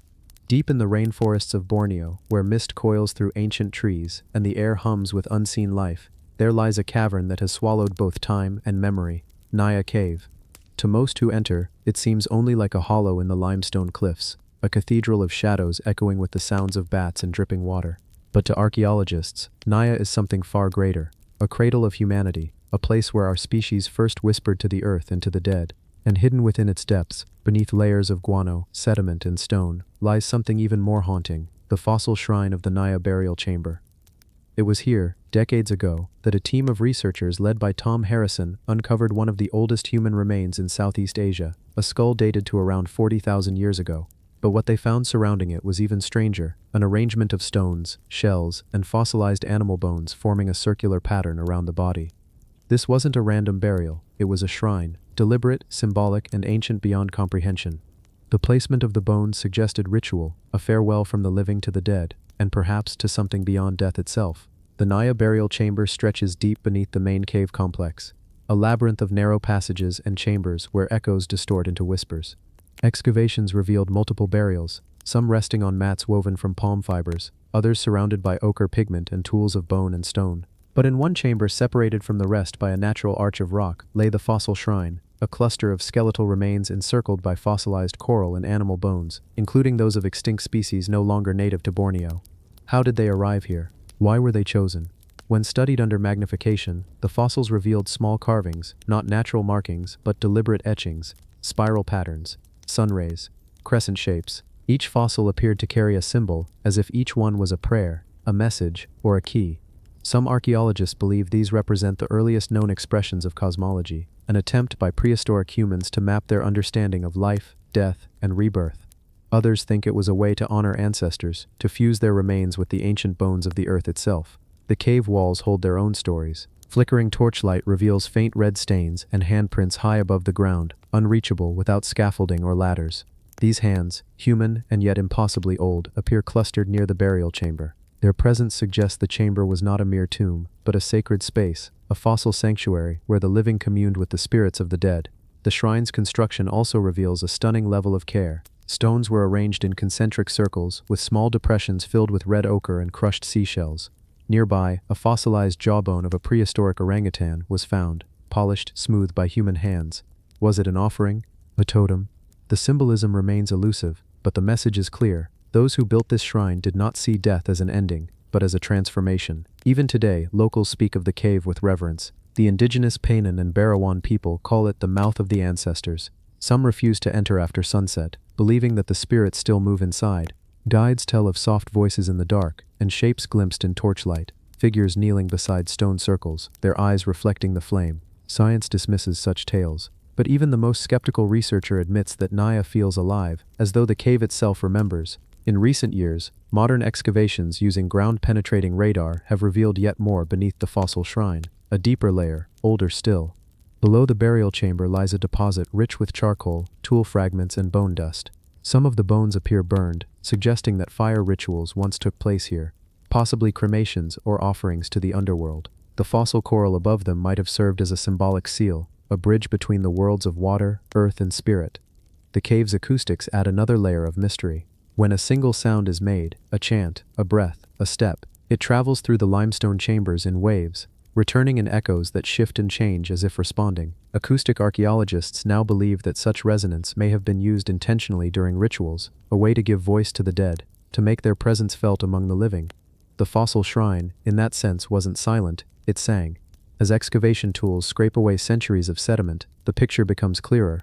A people who lived in harmony with their environment, who saw no divide between the living and the fossils beneath their feet. They honored both with equal reverence. The fossilized creatures of ancient seas, ammonites, corals, bones, became offerings, placed around human remains to symbolize eternity. The ocean that had vanished became immortalized in stone, and those who died were laid to rest within it, surrounded by echoes of the primordial past. It is said that when the first archaeologists uncovered the skull of the so-called Deep Skull Woman, the air in the chamber grew cold, and the lights flickered. Harrison later wrote that he felt an undeniable presence, as if the chamber itself was watching.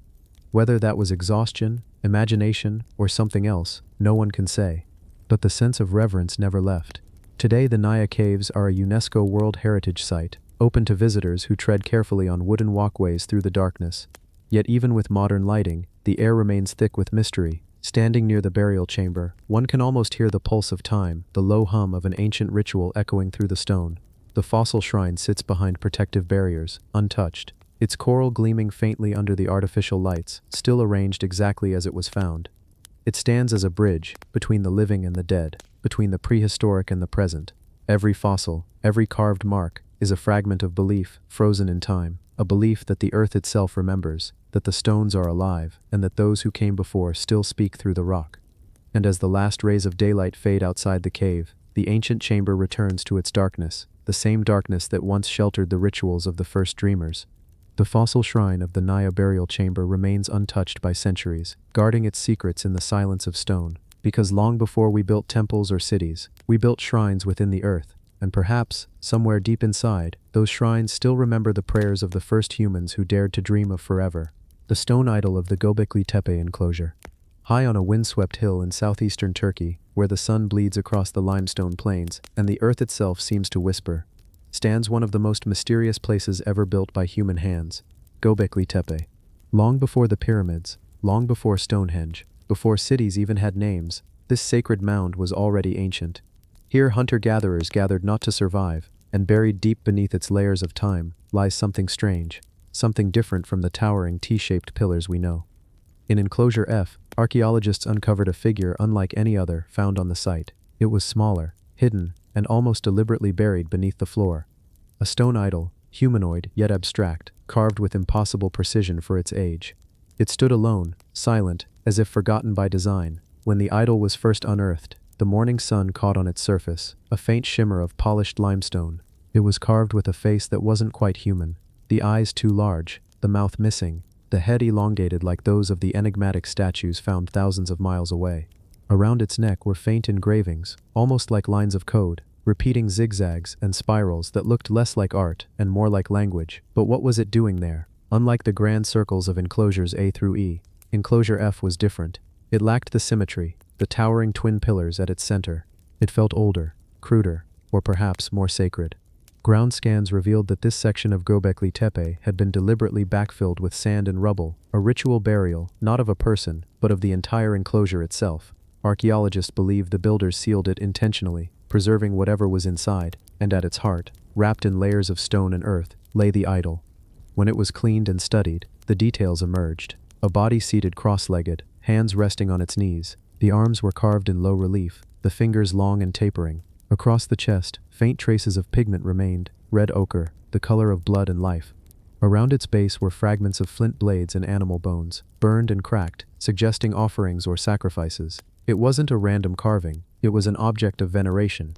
Göbekli Tepe has always raised one question that reshaped everything we thought we knew about civilization. Did religion create agriculture, or did agriculture create religion? Enclosure F seems to whisper its own answer. This idol predates farming. It belongs to a time when humans still roamed the wild, following herds and living off the land. Yet here, in this temple, they built something monumental, a sanctuary for gods we no longer remember. The idol itself radiates duality. One side is smooth and refined, the face, the torso, while the back is rough, unworked stone. To some, this symbolizes the union of nature and spirit, the seen and unseen. Others suggest it represents transformation, the moment when humanity began to shape not just tools but beliefs. Curiously, Enclosure F's orientation is aligned differently from the others. While most point towards certain star patterns, possibly the constellation Orion or Cygnus, this one faces a different direction, the rising point of the star Sirius around 9500 BCE, a celestial body that would later be revered in countless ancient cultures. Could this idol have been a personification of a star deity, or perhaps an intermediary, the first god figure in human history? Archaeologists notice something else strange. The idol's head bears a shallow groove, as though a stone headdress or mask once rested there. And nearby, fragments of another sculpture were found, the lower half of a figure, carved in the same style, broken cleanly at the waist. It was as if two halves of a being had been separated, one hidden, one destroyed. The deliberate burial of the enclosure suddenly seemed less like preservation and more like concealment. Some researchers have proposed that Enclosure F represents a transitional phase, the bridge between early animism and organized religion. Before gods had names, before temples had walls, people here may have worshipped the forces of life itself, birth, death, stone and sky. The idol, then, was not a god as we understand it, but a vessel, a being through which the spirit of the world could speak. When night falls over Göbekli Tepe, the landscape transforms. The stone pillars cast long shadows, and the wind moans through the ancient enclosures like a voice. The air feels charged, heavy with memory. Locals say that the hill is haunted, that lights sometimes flicker near the ruins, moving too slowly to be drones or lanterns. They call it the Hill of the Watchers.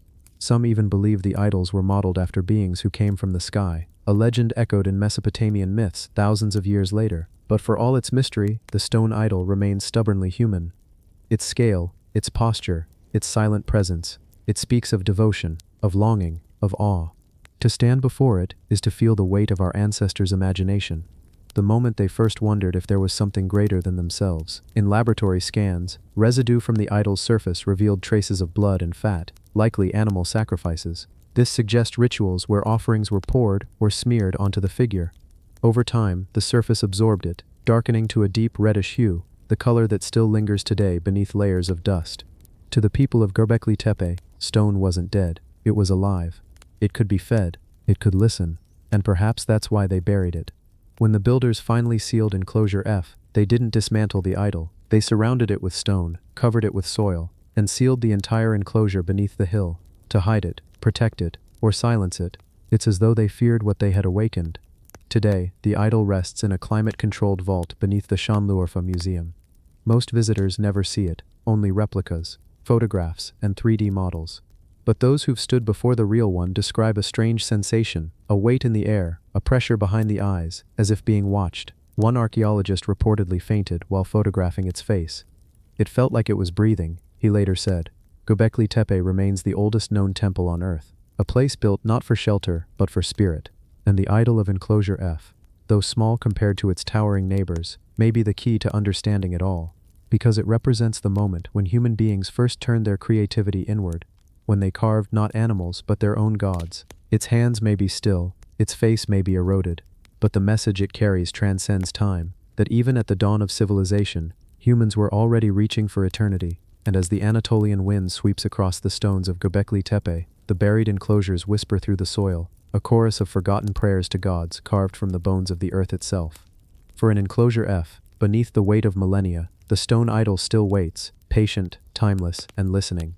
The fossil altar of the Phimbetka rock shelter. Hidden deep within the sandstone hills of central India lies a place where time folds in on itself. Phimbetka, a site so ancient that it holds both the footsteps of prehistoric man and the echoes of forgotten gods. Here, where the Vindhyan cliffs meet the jungle, hundreds of rock shelters stretch across the red landscape.